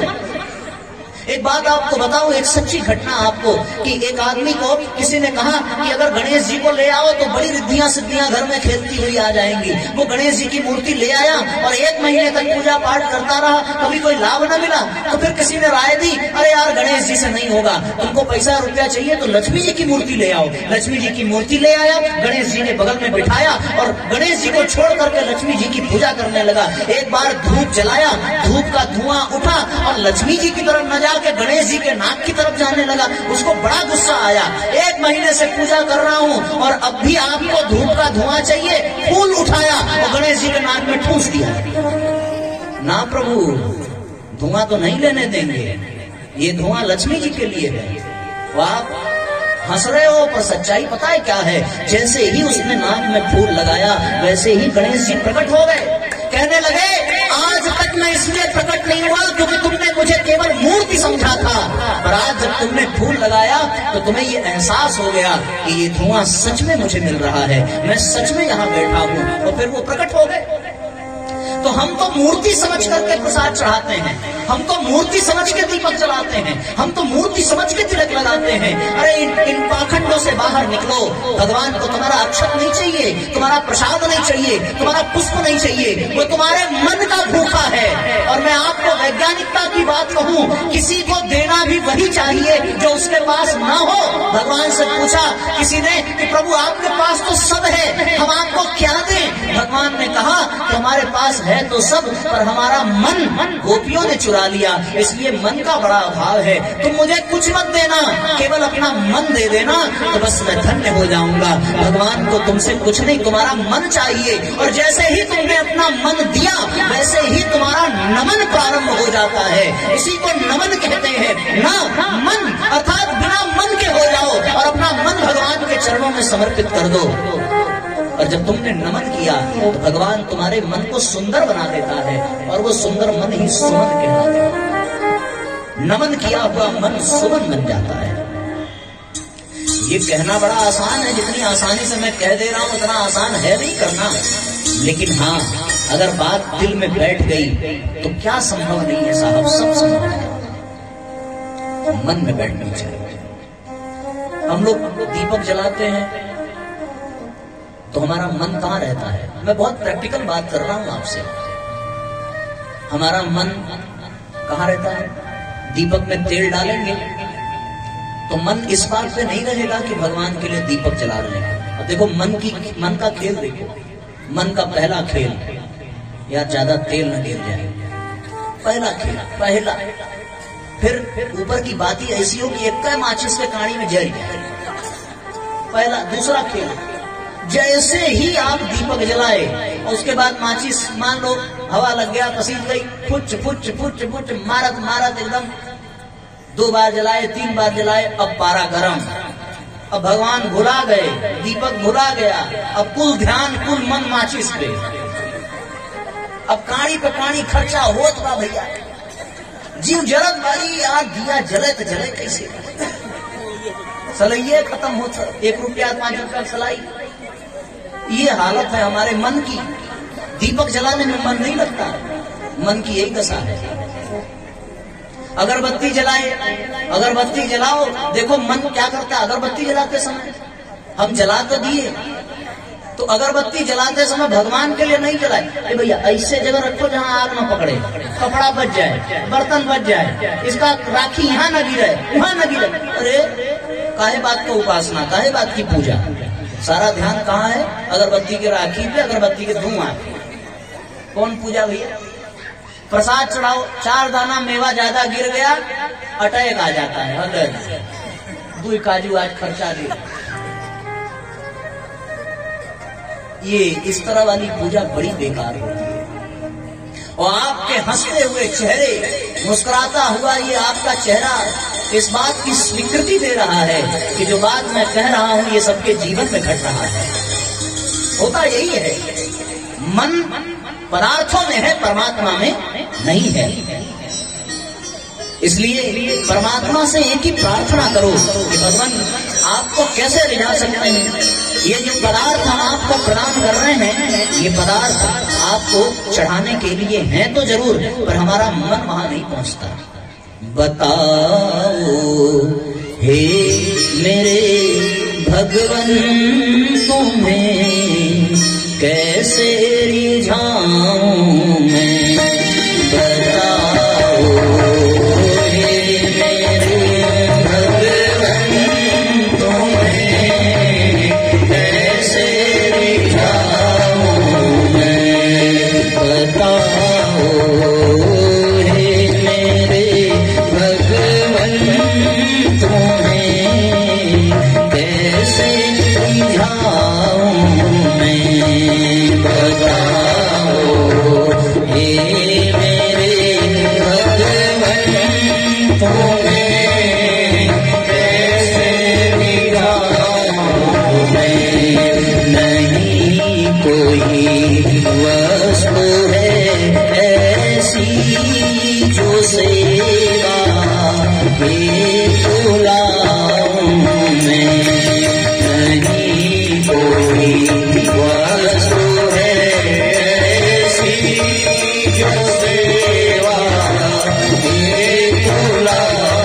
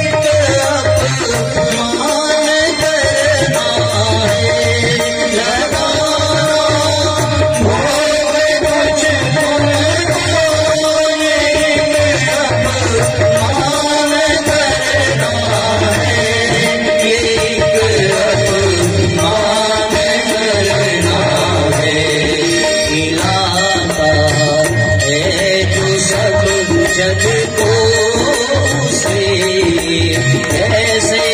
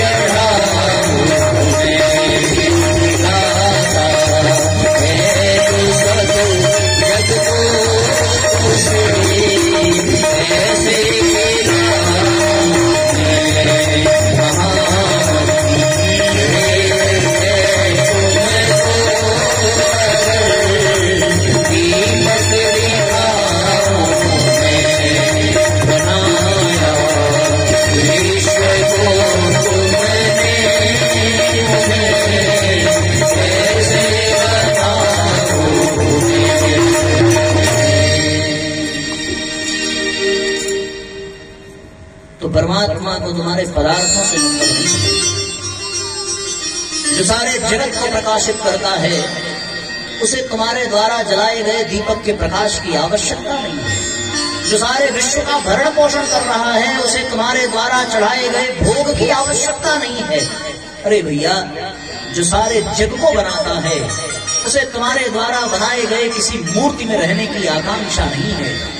इसलिए ये विचार करो कि अगर उपासना करनी है तो वो उपासना पदार्थों से नहीं होगी, उन पदार्थों में छिपे हुए प्रेरणा से होगी। परम पूज्य गुरुदेव ने कहा कि दीपक यदि तुम जलाओ तो इस भाव से कि भगवान जैसे मैं ये दीपक आपको दिखा रहा हूं, उसी प्रकार मेरे जीवन के, मेरे मन के, मेरी आत्मा के अंधकार को नष्ट करिए। ये भाव होना चाहिए। ये प्रसाद मैं जैसे आपको चढ़ा रहा हूं, हे प्रभु, जैसा ये मिठास इस प्रसाद में है, वैसी मेरी वाणी मीठी हो जाए, वैसे मेरा जीवन मिठास से भर जाए। तुमने पुष्प चढ़ाया तो ये भाव करो कि परमात्मा, यदि मैंने आपको ये पुष्प अर्पित किया है तो जैसे ये पुष्प खिल रहा है, मुस्कुरा रहा है, प्रसन्नता बांट रहा है, वैसे ही मैं अपने जीवन से, अपने गुणों से, अपने सद्गुणों से इस संसार में प्रसन्नता का संचार करूं। और जिस प्रकार से ये धूप इस संसार के दुर्गंध को मिटा रहा है, उसी तरीके से मैं अपने पुरुषार्थ से, अपने ज्ञान से इस संसार से दुर्गंध को मिटा सकूं। ये भाव होना चाहिए उन पदार्थों को चढ़ाने में, तब उपासना प्रारंभ होती है। तो उपासना में पास बैठना और फिर पदार्थों में छुपे हुए प्रेरणा को स्वीकार करना, ये सच्ची उपासना है। उपासना समर्पण मांगती है, उपासना श्रद्धा मांगती है, उपासना विश्वास मांगती है। इसलिए जीवन में विश्वासम फलदायकम, विश्वास फल प्रदान करता है। पूर्ण विश्वास, पूर्ण श्रद्धा के साथ परमात्मा के समीप बैठने का अभ्यास ही उपासना है। हम लोग जो बैठते हैं वो परमात्मा के पास बैठना नहीं है। मालाएं घूमती रहती हैं, दिमाग घड़ी पे रहता है, ऑफिस जाने का टाइम हो गया, बच्चे का टिफिन बनाना है, ये करना वो करना। फिर से वही बात कहूं कि जिह्वा तो मुख में फरे, माला कर में, मनवा तो चौदिस फिरे, ये तो सुमिरन। तो भैया मन भगवान में लगे, ये उपासना है। और यदि मन लगने लगे तो सीधी सी बात है, जिसका मन भगवान में लगने लगा तो फिर वो संसार की ओर नहीं मुड़ेगा, फिर वो भगवान की ओर बढ़ता बढ़ता बढ़ता बढ़ता बढ़ता चला जाएगा। फिर पदार्थों की आवश्यकता नहीं है। मन से अखंड ज्योति में गुरुजी ने एक लेख दिया था बहुत पहले अपने समय में कि मानसिक पूजा सर्वश्रेष्ठ पूजा है। हो सकता है किसी समय में तुम्हारे पास प्रसाद न हो, दीपक न हो, धूप बत्ती न हो, फूल न हो, तो फिर मानसिक पूजा होनी चाहिए। अरे आंख बंद करो, मेरुदंड को सीधा करो, दोनों हाथों को ध्यान मुद्रा में रखो, नेत्र बंद करो और अपने भगवान को याद करो। अब आपका भगवान कौन है आप जानो? कृष्ण, राम, शिव, परम पूज्य गुरुदेव, गायत्री माता, जो कोई भी हो। इस विषय पे हम कल चर्चा कर चुके हैं। कोई भी हो उनका स्मरण करो और भाव करो कि वो आपके सामने बैठे हैं। अब मन से उनको स्नान कराओ। अरे पदार्थों से कराया तो 1 चम्मच चढ़ाओगे, 2 चम्मच चढ़ाओगे, और मन से कराओगे भैया तब तो फिर गंगा जल से भी स्नान करा सकते हो। अब भगवान के सामने दीपक जलाओ मन से। भले दीपक तुम्हारे पास न हो, पर ध्यान करो कि मैं दीपक सजा रहा हूँ और दीपक जला रही हूँ और परमात्मा की आरती उतार रही हूँ। तो अब क्या होगा? अब आपका ध्यान दीपक में नहीं होगा, अब आपका ध्यान तेल बाती में नहीं होगा, अब आपका पूरा ध्यान भगवान की आरती उतारने में होगा। ये तरीका है पूजा करने का। तुमने प्रसाद चढ़ा दिया कटोरी में करके, भगवान ने खाया कि नहीं खाया ये तुम्हें नहीं पता, लेकिन जरा मन से आंखें बंद करके मन से भगवान को प्रसाद खिलाओ। तो कभी आप 56 भोग का भोग लगाओगे, कभी खीर बनाओगे, कभी केसर वाली खीर, कभी बादाम वाली खीर, कभी खोए का लड्डू, बहुत सारी चीजें फिर आप मन से खिलाओ। तो जब आप नेत्र बंद करके अपने भगवान को मिष्ठान का भोग लगाओगे भैया, तो अब आपका ध्यान मीठे पर नहीं होगा, अब तो ये होगा कि प्रभु थोड़ा सा मुख खोल देना और मैं आपके मुख में ये लड्डू डाल दूं। और फिर कल्पना तो करो कि जब भगवान ने मुंह खोला, आपने लड्डू मुंह में डाला, तो कुछ तो टुकड़ा टूट करके बाहर गिरा होगा, बस उसे ही दूसरे हाथ से ले लेना और अपने मुख में डाल लेना। इससे बड़ा प्रसाद और क्या हो सकता है, और इससे बड़ी पूजा और क्या हो सकती है? मैं आपको अपने मन की बात बताऊं, एकदम सच्ची बात। कहते हैं कहना नहीं चाहिए, पर अनुभव नहीं बताऊंगा तो आप समझ नहीं पाओगे। हमारे उपासना का एक ऐसा क्रम था कि जप करना प्रारंभ किया और ध्यान में प्रवेश किया, तो फिर मानसिक यात्रा हुई शांति कुंज की। सजल श्रद्धा प्रखर प्रज्ञा पर दर्शन करने पहुंचे।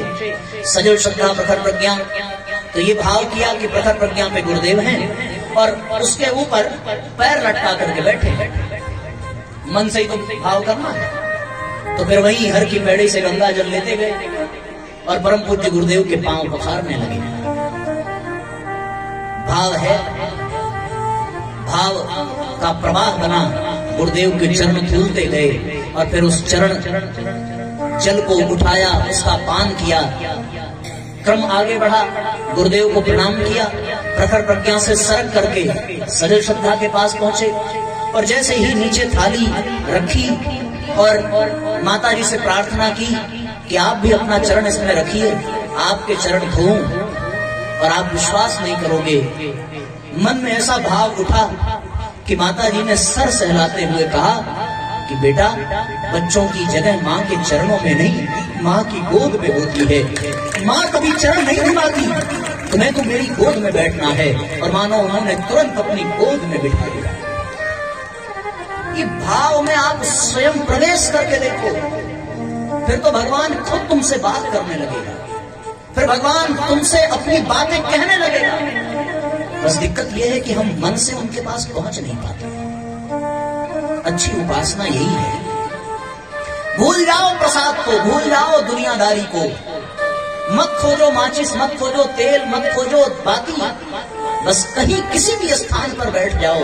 वो मन का भूखा है, भाव का भूखा है, पदार्थों का नहीं है। कहते हैं साहब कि ग्राह से पीड़ित होकर के गज के मन में आया कि भगवान को पुकारूं, और पुकारने के लिए कुछ नहीं है। उसी सरोवर में खिले हुए कमल को अपनी सूंड से तोड़ा और ऊपर उठा करके कहा कि प्रभु जीवन संकट में है, हे गोविंद, हे गोपाल, अब तो जीवन हारे। और जैसे ही वो फूल उठाया भगवान को, वो फूल भी समर्पित है। भाव का भूखा हूं मैं, भाव ही बस सार है, भाव से भज ले मुझे तो भव से बेड़ा पार है। भाव बिन सूनी पुकारे मैं कभी लेता नहीं, भाव बिन सूनी पुकारे मैं कभी लेता नहीं। भाव से एक फूल भी वो तो हमें स्वीकार है। एक फूल, एक पत्ता, पत्रम पुष्पम फलम तोयम यो में भक्त्या प्रयक्षति, कुछ भी समर्पित कर दो, भगवान उसी से प्रसन्न हो जाता है। भाव का ही खेल है, भाव से ही भगवान को भजो तो बात बन जाएगी। एक ही प्रार्थना हो कि प्रभु हम आपके शरण में हैं, और जब आपने उनको स्नान करा लिया, भोग लगा लिया, तो फिर अपने मन की बात जी भर के कहो। यही उपासना है। भगवान से आप बात करो, भगवान आपसे बात करें, यही उपासना है। हम लोग फंस गए गायत्री के जप में, हम लोग फंस गए मालाओं की संख्या में, हम लोग फंस गए पदार्थों में। गुरुजी ने यह नहीं कहा था, और गुरुदेव ने तो यह भी कहा था कि भगवान के पास कोई ऐसी मशीन नहीं है जो ये गिनती हो कि तुमने माला कितनी की है। वो तो ये देखता है कि उस माला को माध्यम बनाकर तुम कितना उसके निकट जा सके। जपने से जीवा पवित्र होती है, मंत्र से मन पवित्र होता है, पर वो पवित्र मन लगा कहाँ? कहीं वो पवित्र मन भगवान में लगने की बजाय फिर से संसार में लग गया, तो फिर उसकी पवित्रता बेकार है। अरे वो अपवित्र होते हुए भी यदि उस परमात्मा में लग गया होता तो वो मन फिर मन न रह जाता, वो साक्षात परमात्मा कारी हो जाता। तो उपासना इतना ही है। जिन लोगों ने दीक्षा ली है वो आज से ऐसा ही करें। आपको सुविधा जब हो, वैसे सही समय तो है सवेरे स्नान के पश्चात ब्रह्म मुहूर्त में, पर यदि माताओं को सवेरे समय न मिले तो दोपहर में न मिले तो शाम को न मिले तो रात को सोते समय, कभी कभी भी कहीं भी ऐसे एकांत में बैठ जाओ, अपनी आंखों को बंद करो और बंद करके केवल और केवल इतना ही भाव करो कि आपके गुरुदेव, आपके परमात्मा आपके सामने हैं और आप अपनी मनचाही वस्तुओं से भोग लगा रहे हैं और अपने मन की बात भगवान से कह रहे हैं। मैं दावे के साथ कह सकता हूँ साथियों, 1 दिन करोगे, 2 दिन करोगे, 3 दिन करोगे और चौथे दिन के बाद तुम्हें भगवान की आवाज सुनाई देने लगेगी, तुम्हारे मन में भगवान की प्रेरणा उठने लगेगी और तुम्हारी उपासना उसी दिन सिद्ध हो जाएगी। बस ये करके देखो। आज तक जैसी पूजा करते रहे छोड़ दो उसको, एक नया क्रम अपनाओ और जीवन में धारण करो। इसी को उपासना कहते हैं। पास बैठिए भगवान के और मन की बातें करिए, यही सच्ची उपासना है। तो दीक्षा लेने वालों और जो भी यहाँ उपस्थित हैं उनके लिए पहला अनुशासन कि वो 15 मिनट भगवान का ध्यान और भगवान की पूजा ऐसे ही करेंगे जैसे आज बताया। पक्की बात करोगे सब लोग? कौन कौन करेगा भाई हाथ उठाओ। सब करोगे ना? बहुत बढ़िया। मन में गायत्री मंत्र का जप करते रहना और ध्यान पूर्वक ये काम करते रहना, बस यही उपासना है। और दूसरा ये है साधना। साधना में इतनी सी बात है कि अपने आप को साधते चले जाओ, अपनी बुराइयों को दूर करते चले जाओ, अपनी अच्छाइयों को बढ़ाते जाओ और अपने भीतर के ज्ञान को बढ़ाते जाओ। तो आपसे एक बात मैं कह दूं कि एक बहुत अच्छा अवसर है, ये भगवान की ही लीला है, कोई महाकाल की ही योजना है जो करा रही है।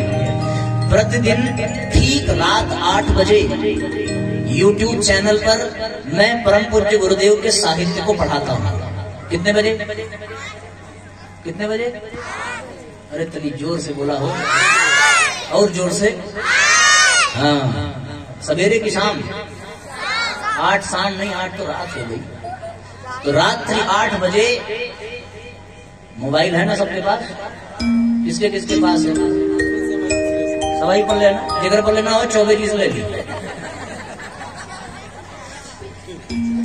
तो अपनी मोबाइल आप उठा लेना और उस मोबाइल में YouTube ओपन कर लेना, उसमें गायत्री शक्तिपीठ वाराणसी या फिर अनिलेश तिवारी लिख करके सर्च कर लेना। एक चैनल खुलेगा, उसको सब्सक्राइब कर लेना और आपको ठीक 8 बजे मैसेज आ जाएगा। आपको पता है आज स्वाध्याय का 892वां दिन है। कितने दिन से चल रहा है? 892। और अब तक उसमें 82 किताबें पढ़ाई जा चुकी है। कितनी? 82। इस समय जो किताब चल रही है उसका नाम है शब्द ब्रह्म नाद ब्रह्म, और इसके बाद जो पुस्तक चलेगी उस पुस्तक का नाम है प्रार्थना जीवंत कैसे बने। अपने मोबाइल में सब लोग निकालो और सर्च करके सब्सक्राइब करो और ठीक 8 बजे अपने घर पे बैठ के, अगर आप खाना बना रहे हो तो खाना बनाते रहो और मोबाइल में सुनते रहो। अगर आप बाथरूम में भी बैठे हैं तो बैठे रहो, मोबाइल में सुनते रहो। अगर आप रास्ते में, अरे मैं सत्य कह रहा हूँ, हमारे देवरिया में एक भैया है, मेडिकल स्टोर चलाते हैं, ठीक 8 बजे मेडिकल स्टोर बंद करते हैं तो वो रास्ते में ईयरफोन लगा के सुनते हुए जाते हैं। कई ऐसी माताएं हैं आज के डेट में, 255 रजिस्टर्ड परिवार ऐसे हैं, जब 8 बजता है तो उनके घर में सारे काम बंद हो जाते हैं और घर के बड़े बुजुर्ग बच्चे सब एक कमरे में बैठते हैं, स्पीकर में लगाते हैं और सब एक साथ स्वाध्याय करते हैं। ये कितनी बड़ी बात है। कितने? 255 ऑनलाइन रजिस्टर्ड हैं, इतने लोग सुनते ही सुनते हैं। आपको एक सत्य घटना बताऊं, मेरठ की एक दीदी है, जब लॉकडाउन में जुड़ती थी पर लॉकडाउन खत्म हुआ, स्कूल जाने लगी। लोग कहते हैं साहब समय नहीं मिल रहा है। तेरी जीवन की समय कैसे नहीं मिल रहा भैया? 24 घंटे में आपको समय नहीं मिल रहा, धिक्कार है आपकी जिंदगी को। वो मेरठ की बहन जी से सीखो। सवेरे वो 5 बजे मॉर्निंग वॉक पे जाती हैं तो कहती हैं भैया काम बहुत रहता है, समय नहीं मिलता, लेकिन स्वाध्याय मेरे जीवन का प्राण है, मैं छोड़ नहीं सकती। सवेरे टहलने जाती हूँ तो कान में लगा रहता है और मैं सुनते हुए जाती हूँ। इससे बड़ी सुविधा और क्या होगी यार? आपको बिना किताब हाथ में लगाए उठाए आपको स्वाध्याय करने का अवसर मिल रहा है, और अब भी न कर सके तो फिर बेकार है। कुछ माताओं ने कहा हम पढ़ नहीं सकते, सुन तो सकती हो। और हमारे यहाँ तो बनारस में एक महिला है, उनको मैंने स्वाध्याय के लिए दीक्षा में संकल्पित कराया। वो पढ़ी लिखी नहीं थी, एकदम पढ़ी लिखी नहीं। आप विश्वास नहीं करोगे, मेरे भेजे गए मैसेज और गुरुदेव की किताब को पढ़ने की भूख ने उनको 50 साल की उम्र में पढ़ना सिखा दिया। आप बनारस आओ तो मैं उनसे भेंट कराऊंगा आपकी। अनुपम नगर में रहती है, सविता सिंह नाम है।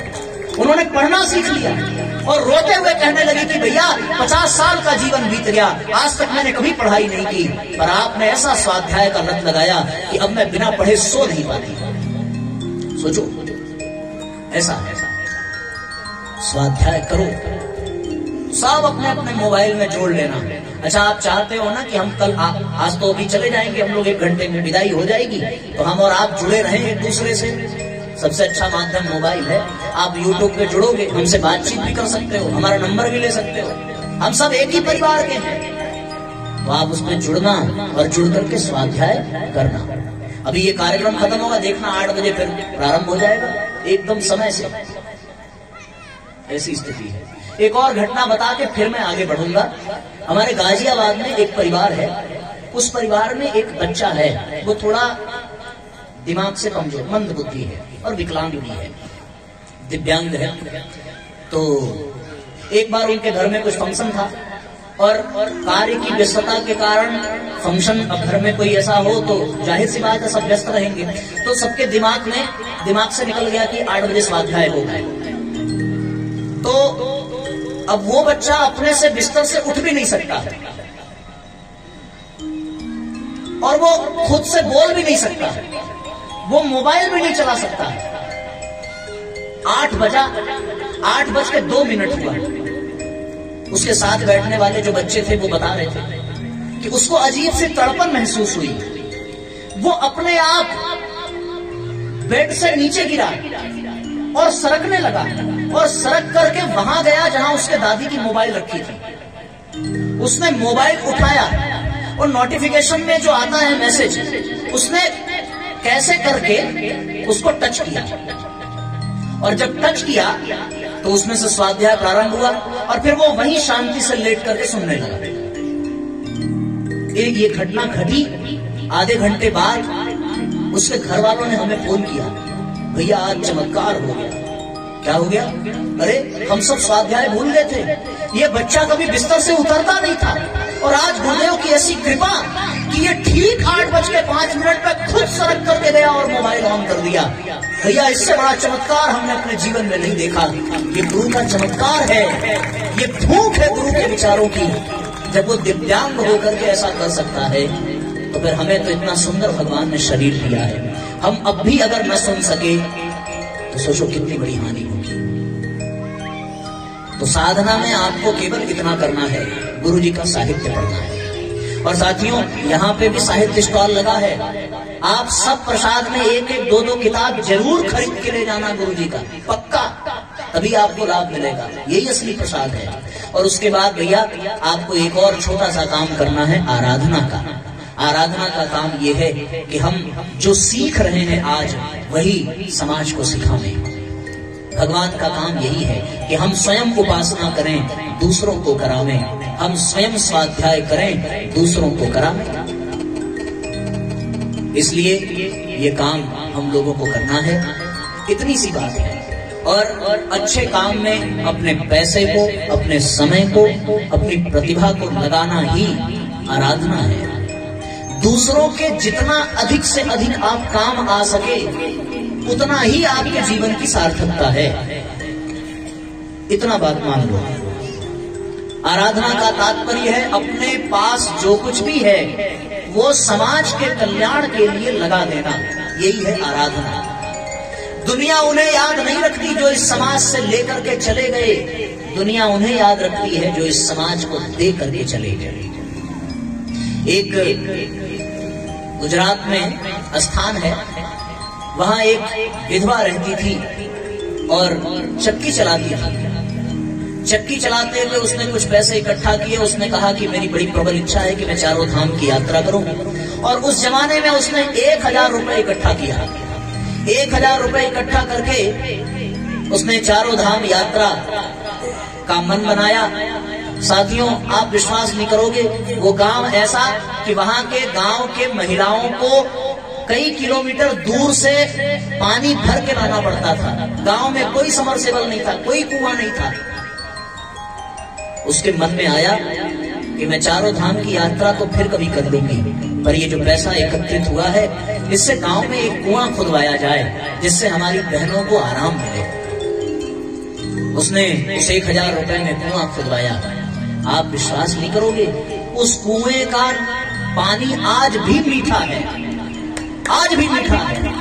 उसको पीसनहारी का कुआं कहते हैं। परम पूज्य गुरुदेव ने अपनी पुस्तक में इस बात का वर्णन किया है, क्योंकि वो आटा पीसने वाली, गेहूं पीसने वाली पीसनहारी के कुएं के नाम से, और उसके बाद उसी कुएं के बगल में उसका मंदिर बना। दुनिया उसे कभी नहीं भूल सकती, लेकिन हमारे दादा परदादा, उनके भी दादा को सब भूल जाएंगे। आने वाली पीढ़ियां हमें भी भूल जाएंगी, क्योंकि हमने समाज के लिए क्या किया? कुछ नहीं किया, केवल समाज से लिया है। पर उस पीसनहारी के कुएं को कोई नहीं भूल सकता।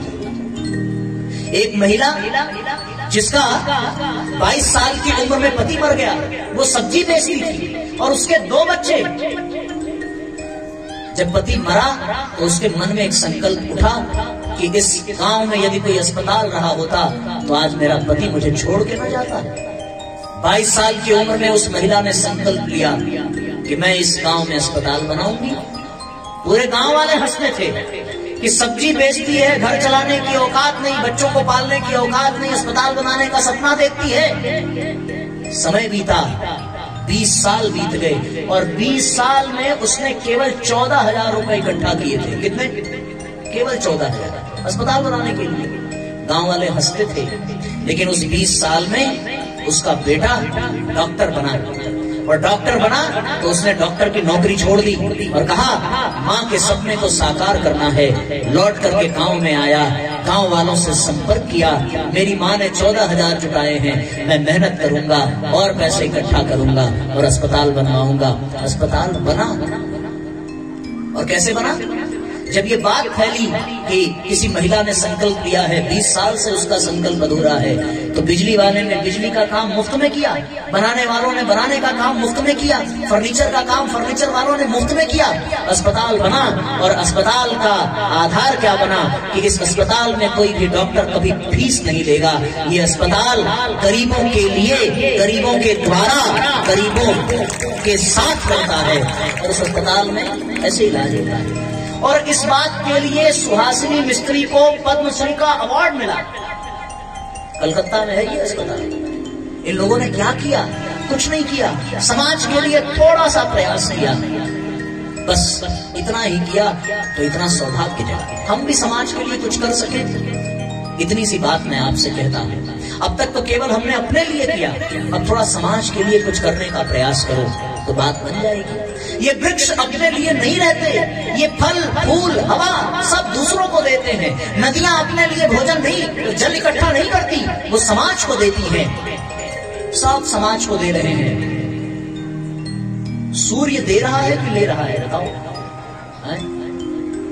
देता है। चंद्रमा देता है या लेता है? देता है। जब सूर्य दे रहा है, चंद्रमा दे रहे हैं। अच्छा ये बताओ, गाय देती है या लेती है? कहोगे साहब देती तो दूध है लेकिन भूसा लेती है। आप भी भूसा खा के दूध दे सकते हो? गाय देती है, अमृत तुल्य दुग्ध देती है।